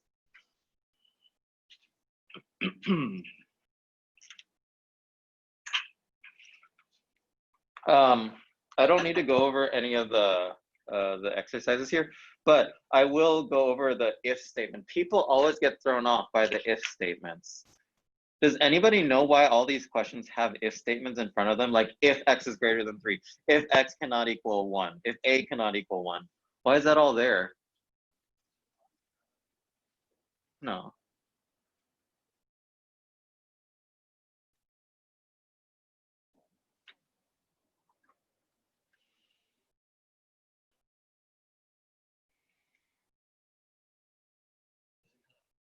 Which one's gonna be right? No. Yeah. Oh wait, it's for like you don't get a 0 in the denominator. So you don't get a 0 in the denominator, right? What's that called when you get a 0 in the denominator? Does anybody know the word for that?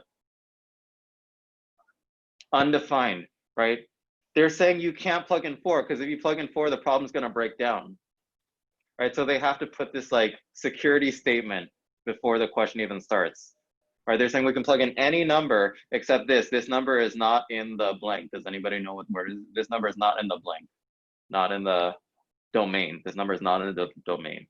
Okay, so this actually is saying it's inviting you to plug in any number you want if you want to know that, but it's also saying just don't plug it in, otherwise you'll get 0 on bottom. Any questions about that? Okay, no confusion there. Do we need to go over solving? Solving's not hard. Oy.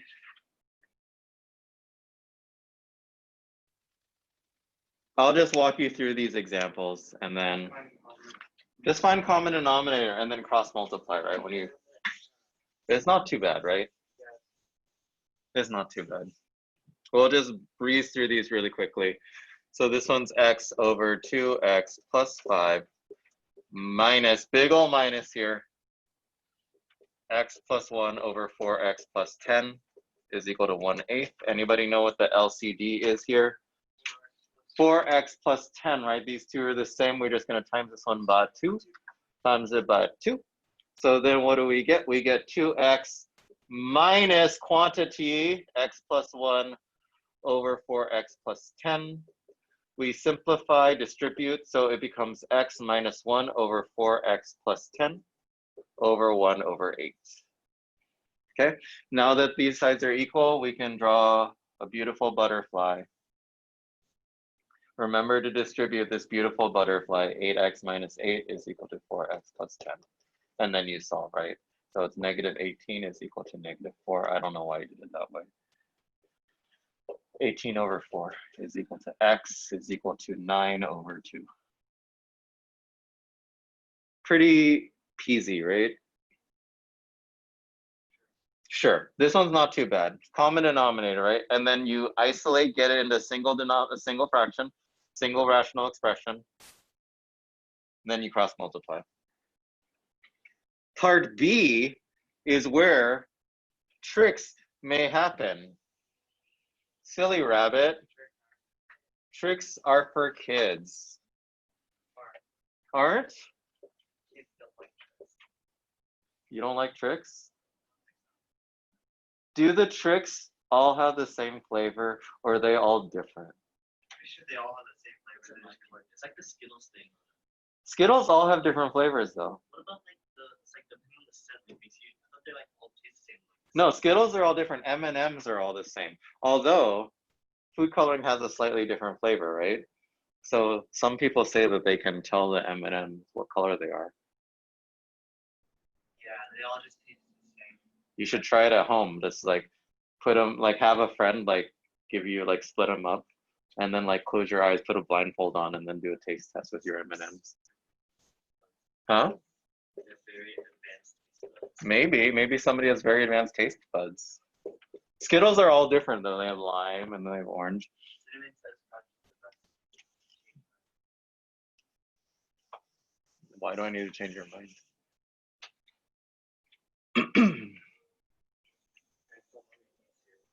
Cereal is awful for you. No, but it tastes good. It's just sugar. It is sugar with carbs, which is like the worst thing. Processed carbs. Processed carbs are the worst for you. You should eat like bran or like rolled oats. Yeah. What about oatmeal? Oatmeal depends. Like they say that like the Quaker oats are still kind of processed because they put a ton of sugar in them. So that's why you need like rolled oats. I guess when you roll them, they're less processed or something. I don't know. What is a rolled oat? Can somebody tell me? No.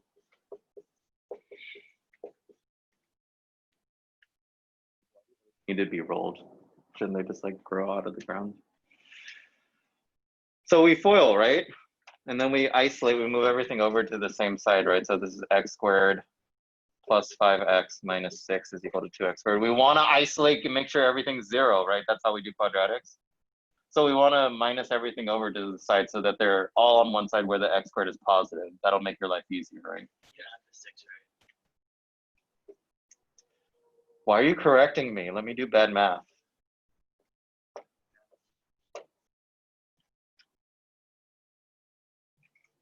So then you factor, right?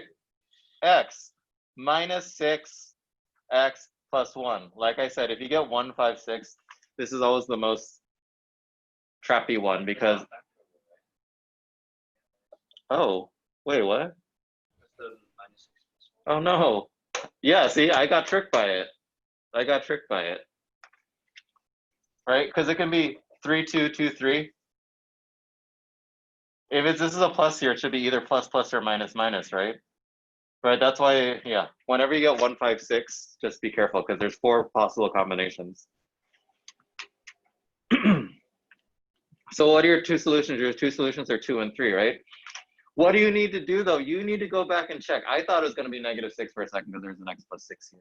You need to check because with rational functions, you can get extraneous roots. So you can actually set it up at the beginning before you even do this, right? We cannot have 0 on the bottom. X cannot equal 0. X cannot equal -6, and you can make a note for yourself, right? So if you end up getting a 0 or a -6, you know that you did it wrong. I thought this was going to be a trap. It was not a trap. But if we look at question 4 on the next page, you can see that there is a trap. Which answers can you cross off immediately? 3. Oh yeah, 3, right? It's like A, B, C, D. How did you get 3? You can cross off the number 3 without doing any work if you look ahead of time. Right? It's waiting there for you. Because I bet if you solve it, you would get 3. B and C are wrong. Yeah, if you're out of time, you just guess E, right? Same with number 2, right? Which ones can we cross out?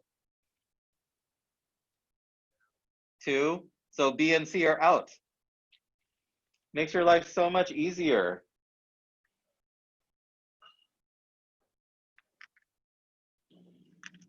Let's do number 5 because I want to show you a shortcut for number 5. It's really cool.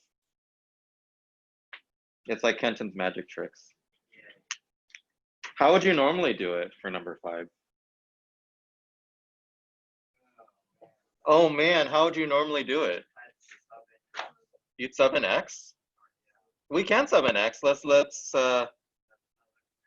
Let's sub in x. Okay, I'm gonna sub in x. Okay.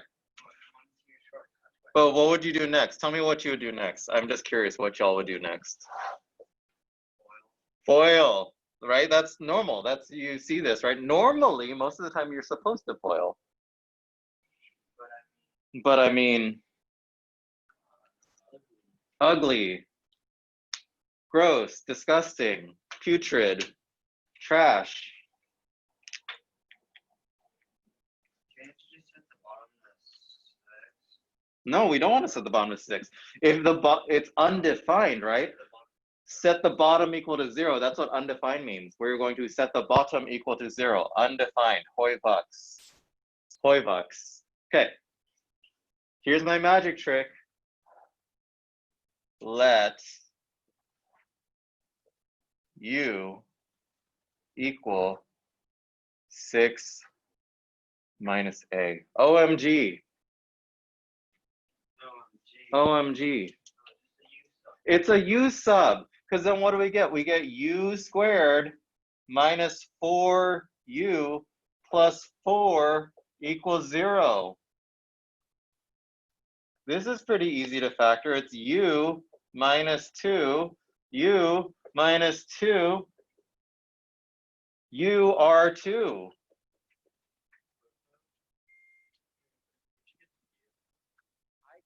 With it.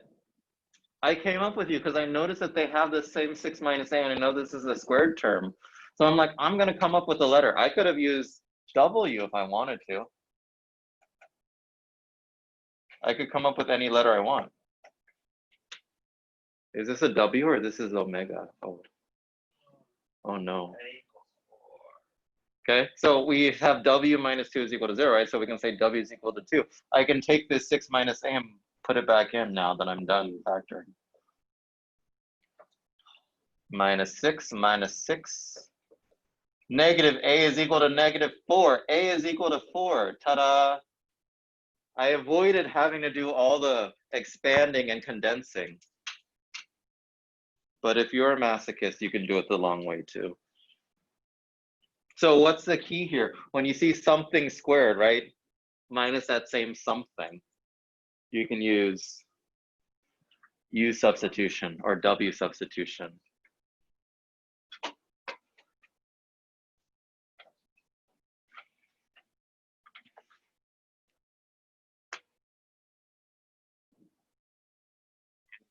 That one? Are you bleeding? Yes. Why are you bleeding? Don't know. Kenton's a vampire. Vampires suck, but Oh. Kenton's a reverse vampire. Let's look at the next page. We kind of already did a preview of the next page last time, right? Direct, inverse, and joint variation. Ugh. Right, if it says y varies directly as x, you can just know it's y equals kx. Right, if it says inverse variation, you know y is equal to k over x, or xy is equal to k. And then jointly, you just put them together, right? Jointly is just together. So let's do C, for example. On the ACT, you just need to know how to write the equation, right? On the math section, you might have to do a little bit of extra work. If Z, do you know how you say Z in England? Z. If Z varies jointly as X and Y, right? So we can just write that equation. You know how they say zebra in England? Zebra. Zebra. And instead of a crosswalk, it's like a zebra crossing. Their crosswalks are like this. So it's a zebra crossing. It's where all the zebras cross. So Z varies jointly as X and Y, right? So what is Z? Z is 18. K, 2, 3. K is a constant. Remember that when a question ever says something is a constant, that means once you find it, it's not going to change. What is K in this case? tree. So K is tree. The K is never going to change. So we can start the equation again. Now find Z. Find Z when X is 2/3,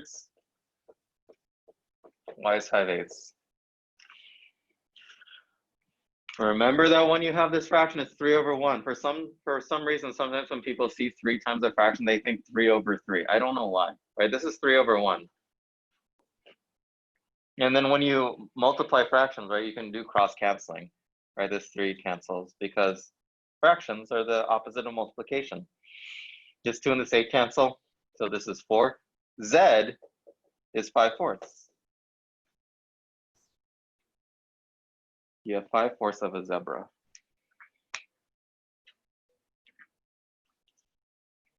Cool? Hi.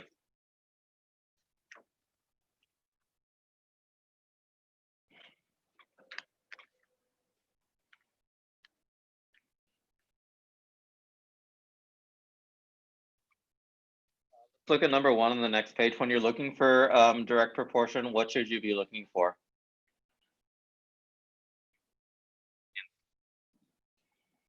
What would make a table directly proportional?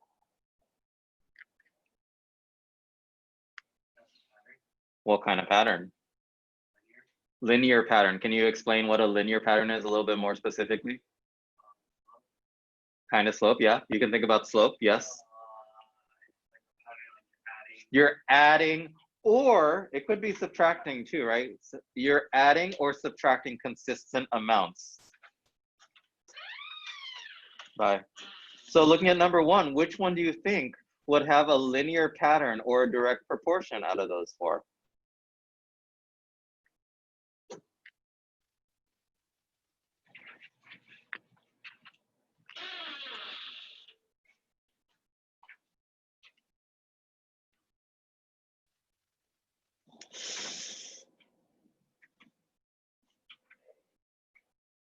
Not A.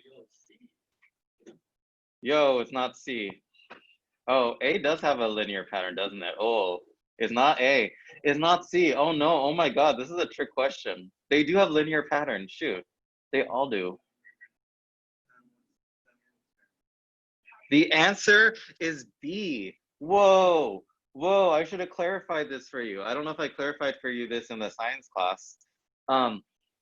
When you have a direct variation, it's y equals kx. There's no plus b. There's no starting point.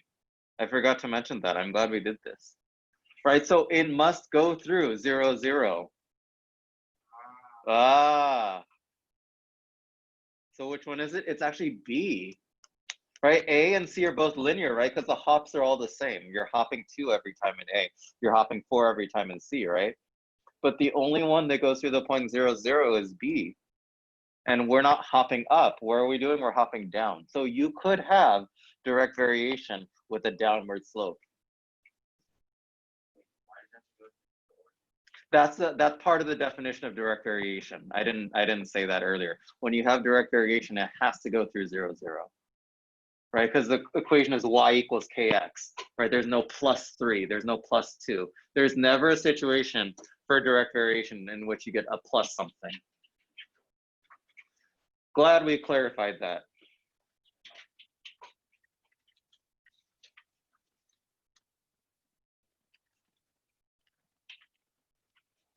Next page. This is one of my favorite ones. The work equation. If it takes me 4 hours to do something, and it takes Michael 4 hours to do something, what happens if we work together? How long will it take us? 2 hours. What do people normally say? 8 hours, right? But I think it makes sense, doesn't it? Sometimes. I know, but like imagine you're like on a test and you're rushing, right? And you're just like, oh, Michael takes 4 hours, Kenton takes 4 hours. How long will it take them to work together? 8 hours. Right? It's a very logical thought process when you're not thinking very clearly. But I gave you really nice numbers, right? What happens if it's weird, like example number 1? It says Roy takes 12 hours and Chuck takes 8 hours. What do you do? Huh? No, it has to be less than 8, right? Right, if they're working together, it has to be less than the person who's working quicker. Unless like Roy is really awful at his job and like slows down Chuck.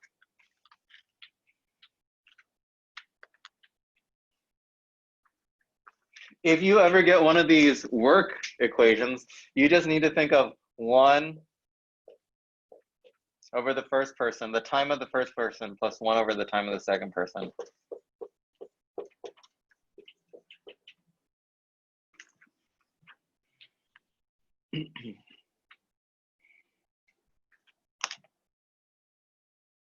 How long does Roy take? Roy takes 12. How long does Chuck take? Chuck takes 8. So then we'll just solve for t, right? Common denominator. What's the common denominator here? 24. 2 24ths plus 3 24ths equals 5 24ths is equal to 1 over t. Okay? Your answer is not 5 24ths. Okay? Because this is 1 over t. We can cross multiply, but if you have this as a reciprocal, what you do to one side, as long as you do to the other side, you're fine, right? We can take the reciprocal of both sides. Bloop.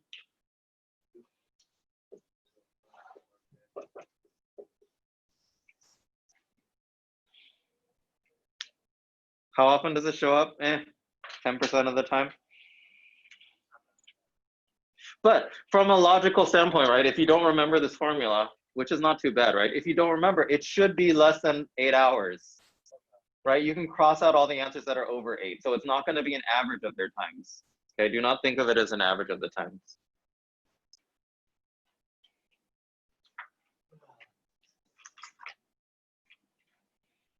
Example number 2. Pump A can fill a water tank in 6 hours. Pump B can fill the same water tank in 10 hours. When the water tank was empty, both pumps were turned on for 2 hours and then pump A was turned. Oh, no, we're going to skip example 2. Too much work. I was like, oh, we can do that. No. And let me see if there's any in here that we can cross out that I don't want you to worry about.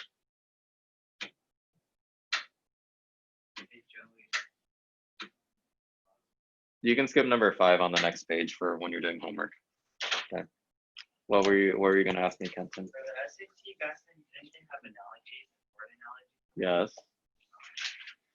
I still remember one of the analogies that I missed. Mired. Mired was half of the analogy. I think it might have been like stuck. Mired is the stuck. Yeah, isn't that one of the harder parts of the SAT? I actually thought it was one of the easier parts. Really? I'd usually get the analogies right, but I'd always miss on the reading.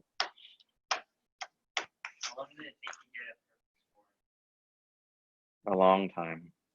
Did you do that in high school or like after? After high school. I didn't try hard enough in high school. I didn't really study. Just rely on your natural smarts. I relied on my grammar. I studied for grammar actually. I studied for grammar. Because I was scoring so low on grammar. I'm like, why? Everything sounds right. And I'm like, oh, grammar rules. Oh, it can't sound right. It has to be grammatically correct. What? Huh? I don't like that. You don't like grammar? I don't like diagramming. Diagramming. I've never learned how to diagram sentences. Really? No. You're such a pain. I know, but it's helpful if you actually know how to diagram I don't sentences. do it well, so it's helpful. Who taught you how to diagram sentences? When I went to part of my Van Damme. fucking diagram. Diagramming sentences.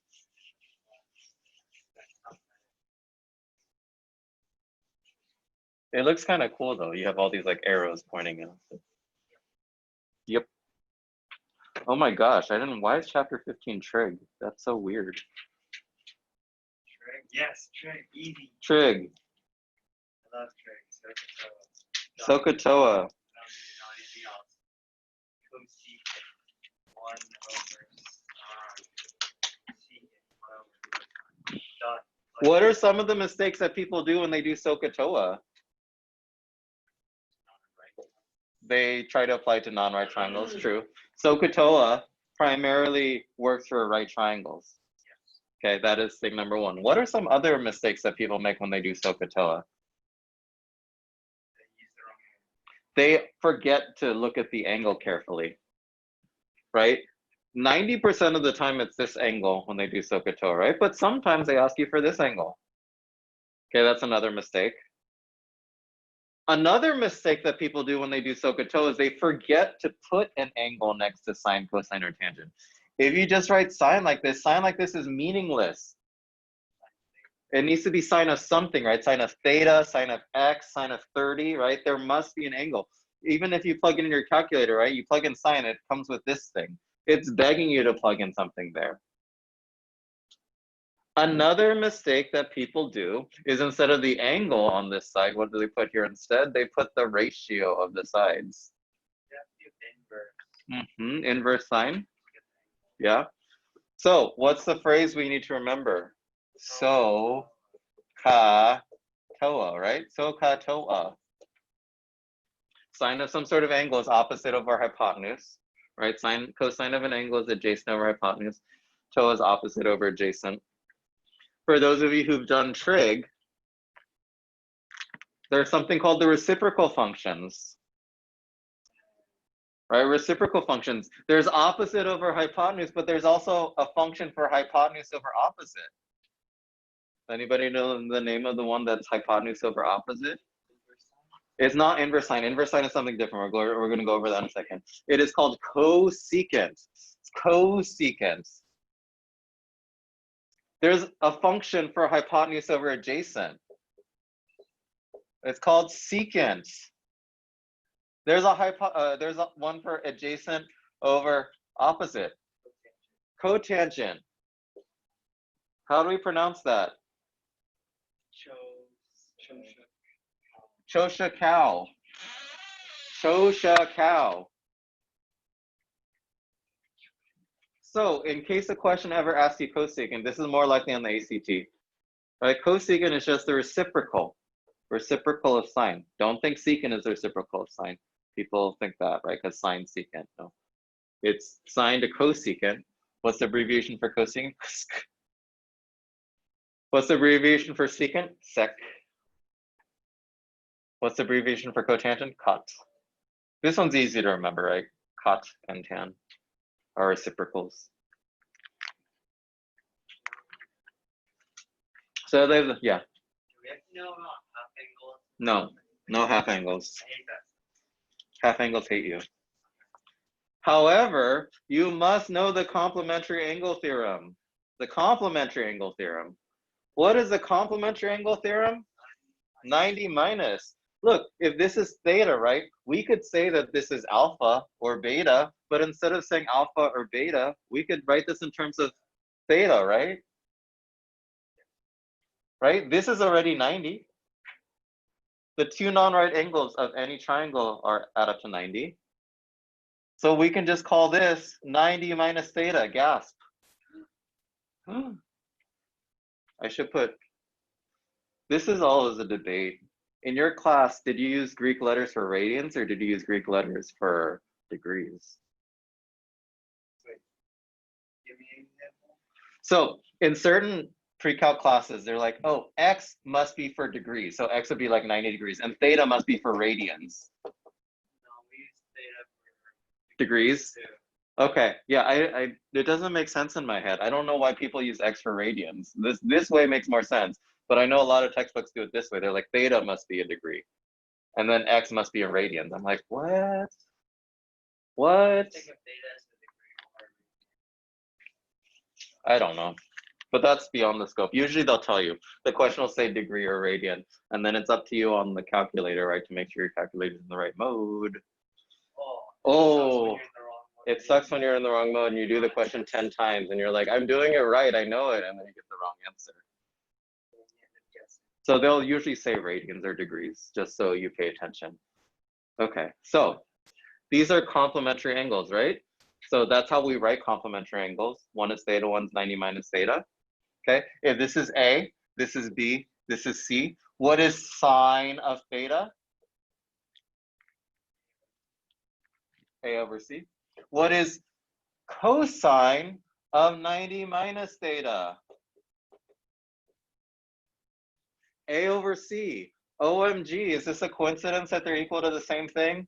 No, they're always going to equal the same thing. So therefore, we have the complementary angle theorem.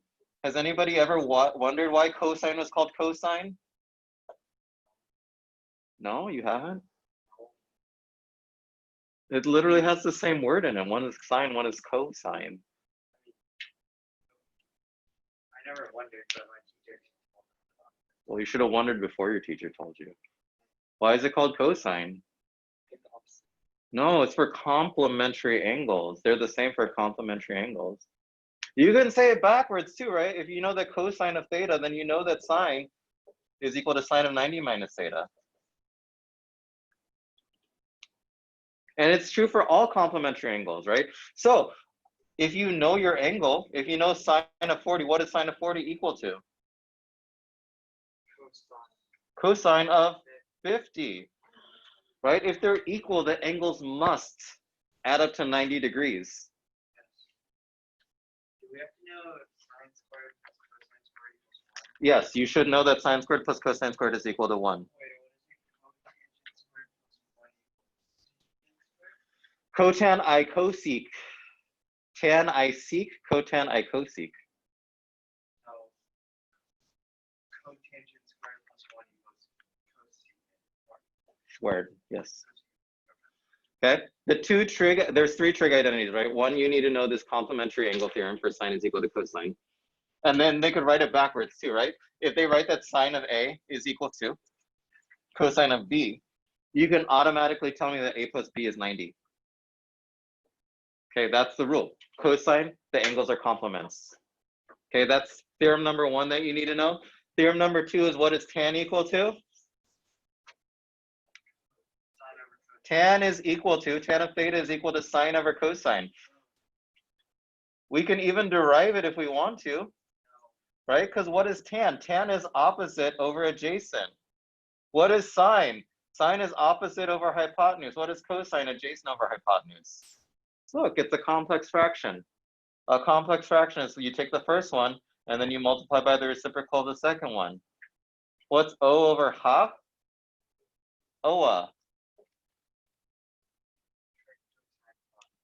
Trig proofs are so fun. I mean, it depends. If it's an easy one or medium difficulty, that's okay. Yeah, the easy ones are disgusting. Easy ones are fun. No, they're disgusting. Actually, no, they're always fun.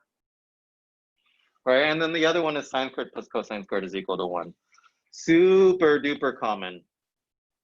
When you're doing sine squared plus cosine squared equals 1, make sure that the angles are the same angles. So you could have it as like sine squared of bloop bloop plus cosine squared of bloop bloop, right? As long as the bloop bloops are equal, then it's equal to 1. But if one of the bloops is not a bloop, if the bloop is a bleep, then it doesn't work anymore.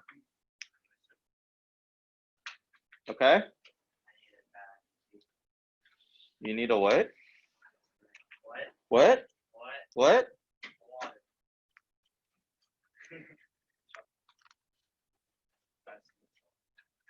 Any questions on that? Sokotoa, right? Chosha cow.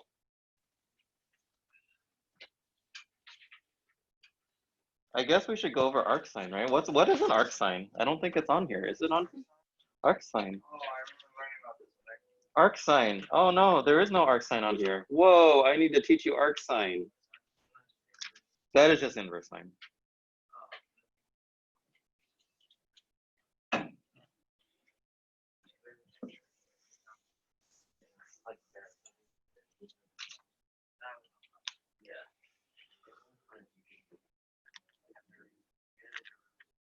So the last thing for this section. Okay, if sine theta is A over C. If sine theta is A over C in this picture, right? If we want to solve for theta, what do? We take the inverse sine of both sides, okay? This is what cancels out a sine. Okay, but what we do to one side, we need to do the other.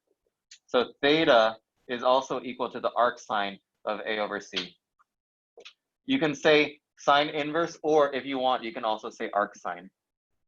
I don't understand why they made an arc sine. I don't know. What's one of the mistakes that people do all the time with this? Arc sine is used to help you find the angle, right? Arc sine of something is for the angle. The mistake is that people confuse arc sine with cosecant.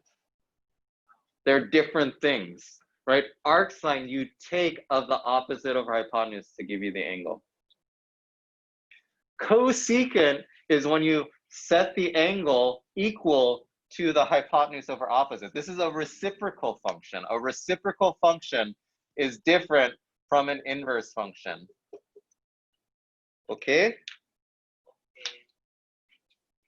So arc sine is not the same as cosecant.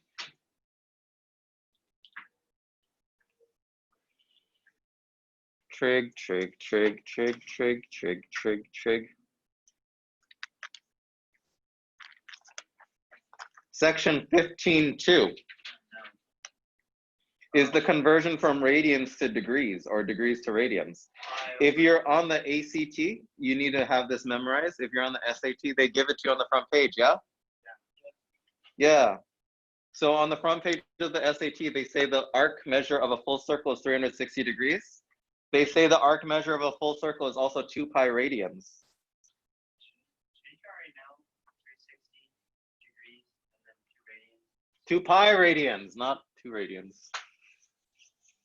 Does anybody know where they get the 2 pi radians from?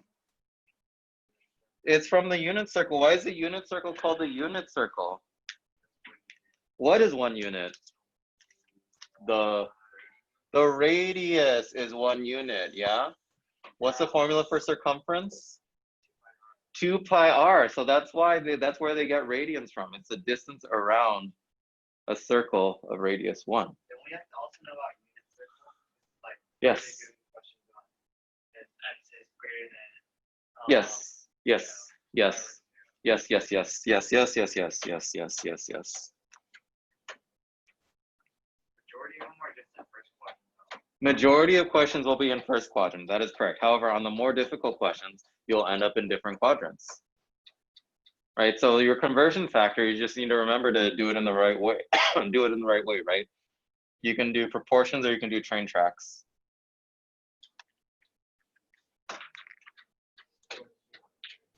Stoichiometry. Another thing that you need to know is something called coterminal angles. What is a coterminal angle?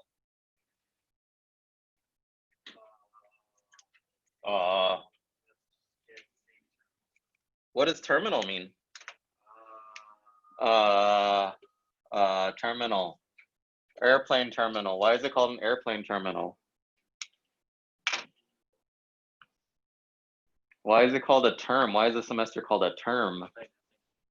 It has an ending. Term comes from the word ending. Terminate. I'm going to terminate you. I'm going to end you. Right? So a terminal side is where the angle ends. Where does the angle begin? Normally, initial. This is the initial side, right? That's the starting part. Okay? So if I want to draw any angle in my plane, I could call this 40 degrees, right? But when we're talking about circular logic, it doesn't have to be 40, right? I could spin around and still end up in the same spot. So if I spin around, I've actually made this 400 degrees, right? I added 360. Or I could spin around again. So 400 is equal to 40 is equal to 400 is equal to what? 760. I can keep going on, right? I could also go backwards too, right? How do I go backwards? Subtract, right? So 4d minus 360 is negative 320. Right? When we go backwards on the graph, it is clockwise motion. So 40 degrees is equal to 320 degrees. Negative 320, excuse me, negative 320.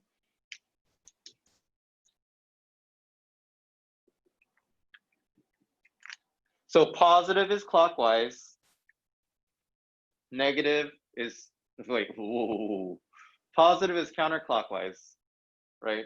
Positive is this way, negative is the other way. Can anybody make their arm go like that? No. Nobody has double jointed shoulders. So you can like just move it. They can just move their, they just latch their hands behind their back and then they, okay. So coterminal angle. So then you do have the coterminal identity, right? So any function, as long as you add or subtract 360, it's going to be the same trig function.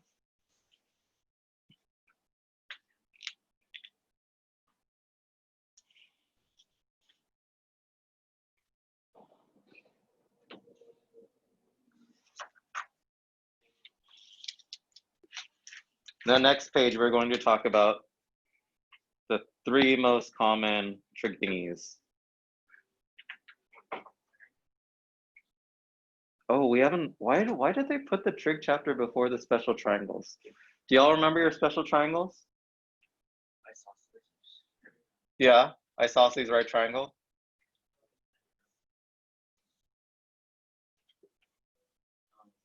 What happens when you have a 45, 45, 90 triangle? It's 1, 1, square root 2, right?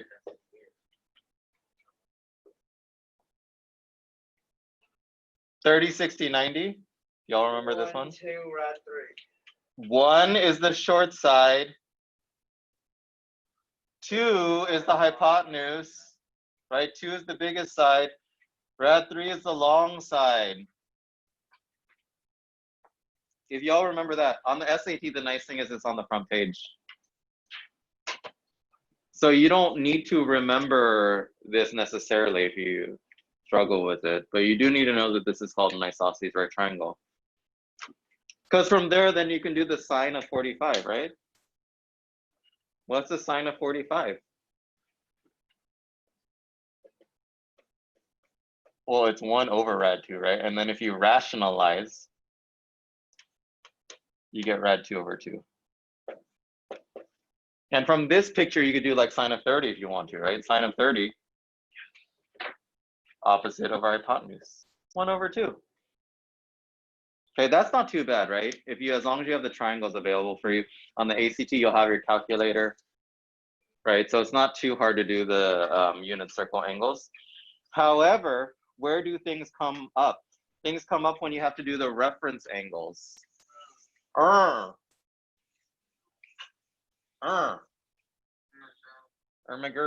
Okay, we have 4 quadrants, right? Quadrant uno. Quadrant due. Quadrant tre. Quatri. What's so special about quadrant 1? Everything's positive in quadrant 1, right? So if you were to ever draw a right triangle here, you just draw a right triangle. Always put the angle right here, right? Everything's positive, everything's happy. You just do SOHCAHTOA like you normally would. Quadrant 3 is everything's negative, right? So you can draw a triangle. You always draw the triangle here. And then whatever numbers here must be negative. Whatever numbers here must be negative. The hypotenuse, though, the hypotenuse of your triangle is always positive. Quadrant 2, right? Your x value is negative. Your y value is positive. And then quadrant 4, what happens? Your x value is positive, your y value is negative, right? So this is where certain things can come up, right? Because which functions are going to be positive here? Everything's going to be positive, right? All. In this one, which one's going to be positive? Well, my sine's going to be positive, right? My sine's going to be positive because my sine is opposite. My opposite is still facing up. And my hypotenuse is always positive. So in this quadrant, sine is positive. How do we say positive? Sine theta is greater than 0. That's how we say positive.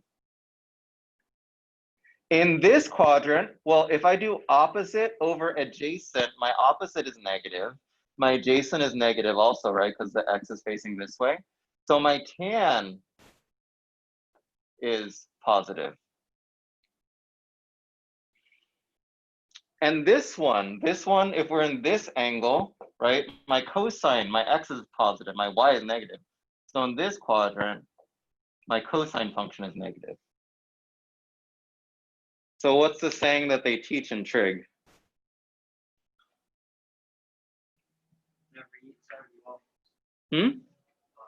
They teach the saying all students take calculus.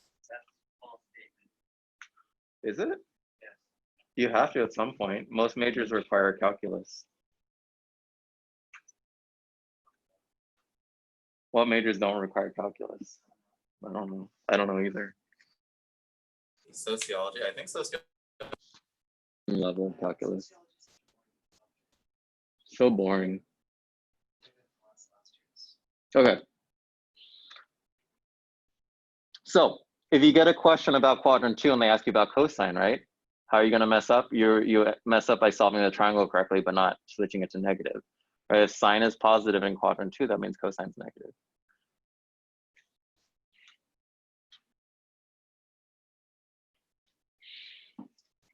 Another thing, we can fill out the thing on the bottom, right? What if they tell you ask you to find the cosine of 135? You could plug in your calculator, but you can just draw it, right? Because 135 would be like from here to here, right? 135. And then from there, you draw your terminal side, right? That's your terminal side. And then to find your reference angle, it's whatever this helps make it supplementary, right? So this is 45.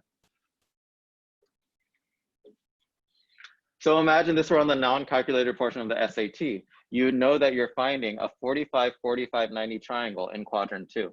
And what do? Since this is negative, this is -1. This is +1. This is radical 2, right? That's how you draw your triangle for this one on the bottom, right?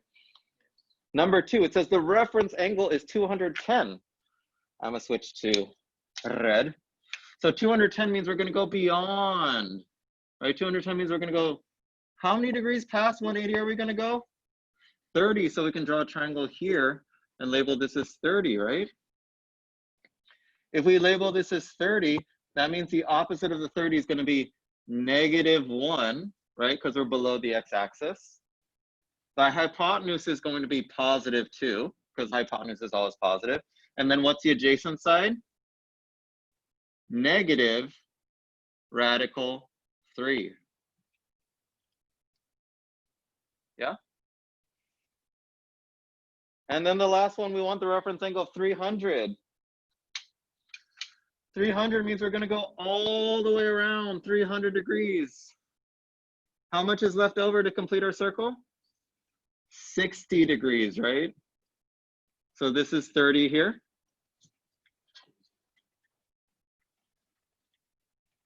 This is positive across from the 30, right? So then this is 1. This is opposite the 60, but it's going down. So this is negative rad 3. And then the hypotenuse is always positive, so this is 2.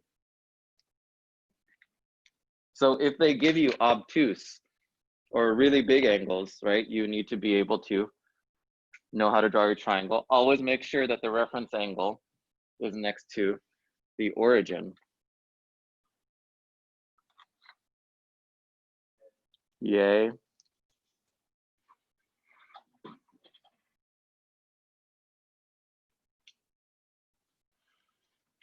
On the next couple pages are just like the unit circle.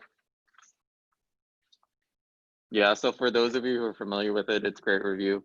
For those of you who aren't so familiar with it, I would say that don't worry too much about it yet, because then you'll learn so much about it in school next year. Or not, because school's going to be online. Yeah, it's so helpful.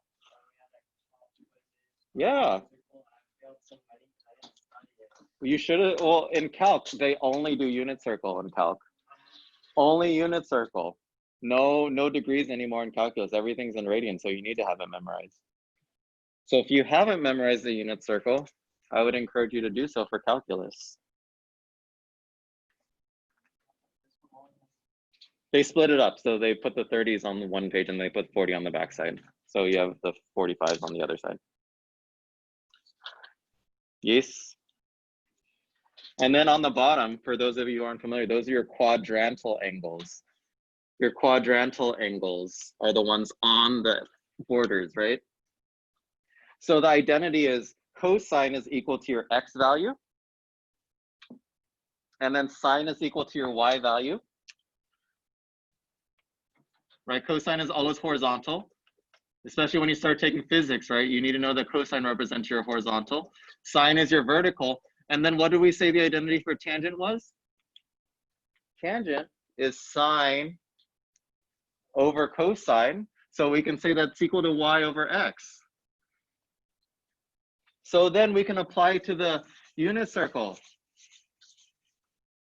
right? If we just do our quadrantal angles at 0 degrees, if we're doing a unit circle, this is the point 1 comma 0, right? At 90 degrees, this is the point 0 comma 1. At 180, this is the point -1 comma 0. At 270, this is the point 0 comma -1. And just by using the points, you can solve for the sine or cosine or tangent of any of these quadrantal angles. You can also use your calculator too, right? So what's sine of 0? Sine of 0 is just the y value, 0. What is cosine of 0? 1.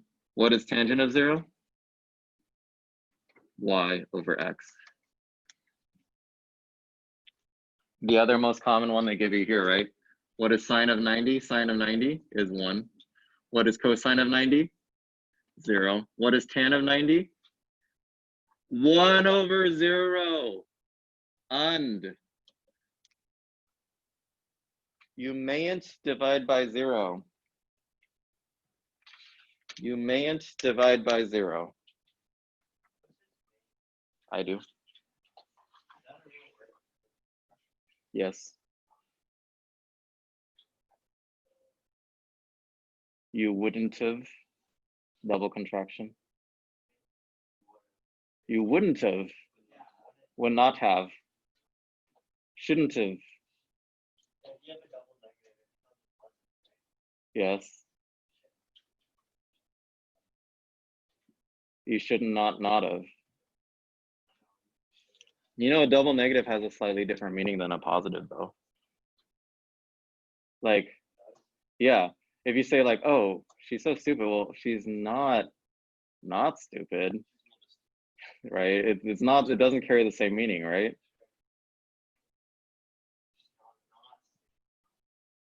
Yeah, it kind of like, this is not stupid. So yeah. 14 and 15, and then we'll review the tests. We'll have all your tests by miércoles. Miércoles.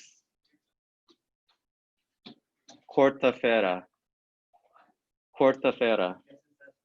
That's how you say Wednesday in Portuguese. Yeah, but they say quarta-feira, the fourth day. Wednesday is the fourth day. Quinta-feira, fifth day. Friday is sexta-feira, sixth day. That Monday's the second day, and then Tuesday's the third day.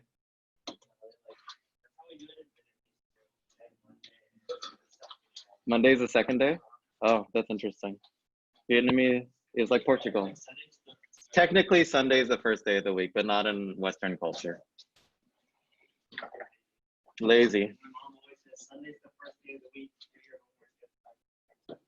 So yeah, Saturday is the day of rest. That makes sense. Okay. Goodbye. Do your work.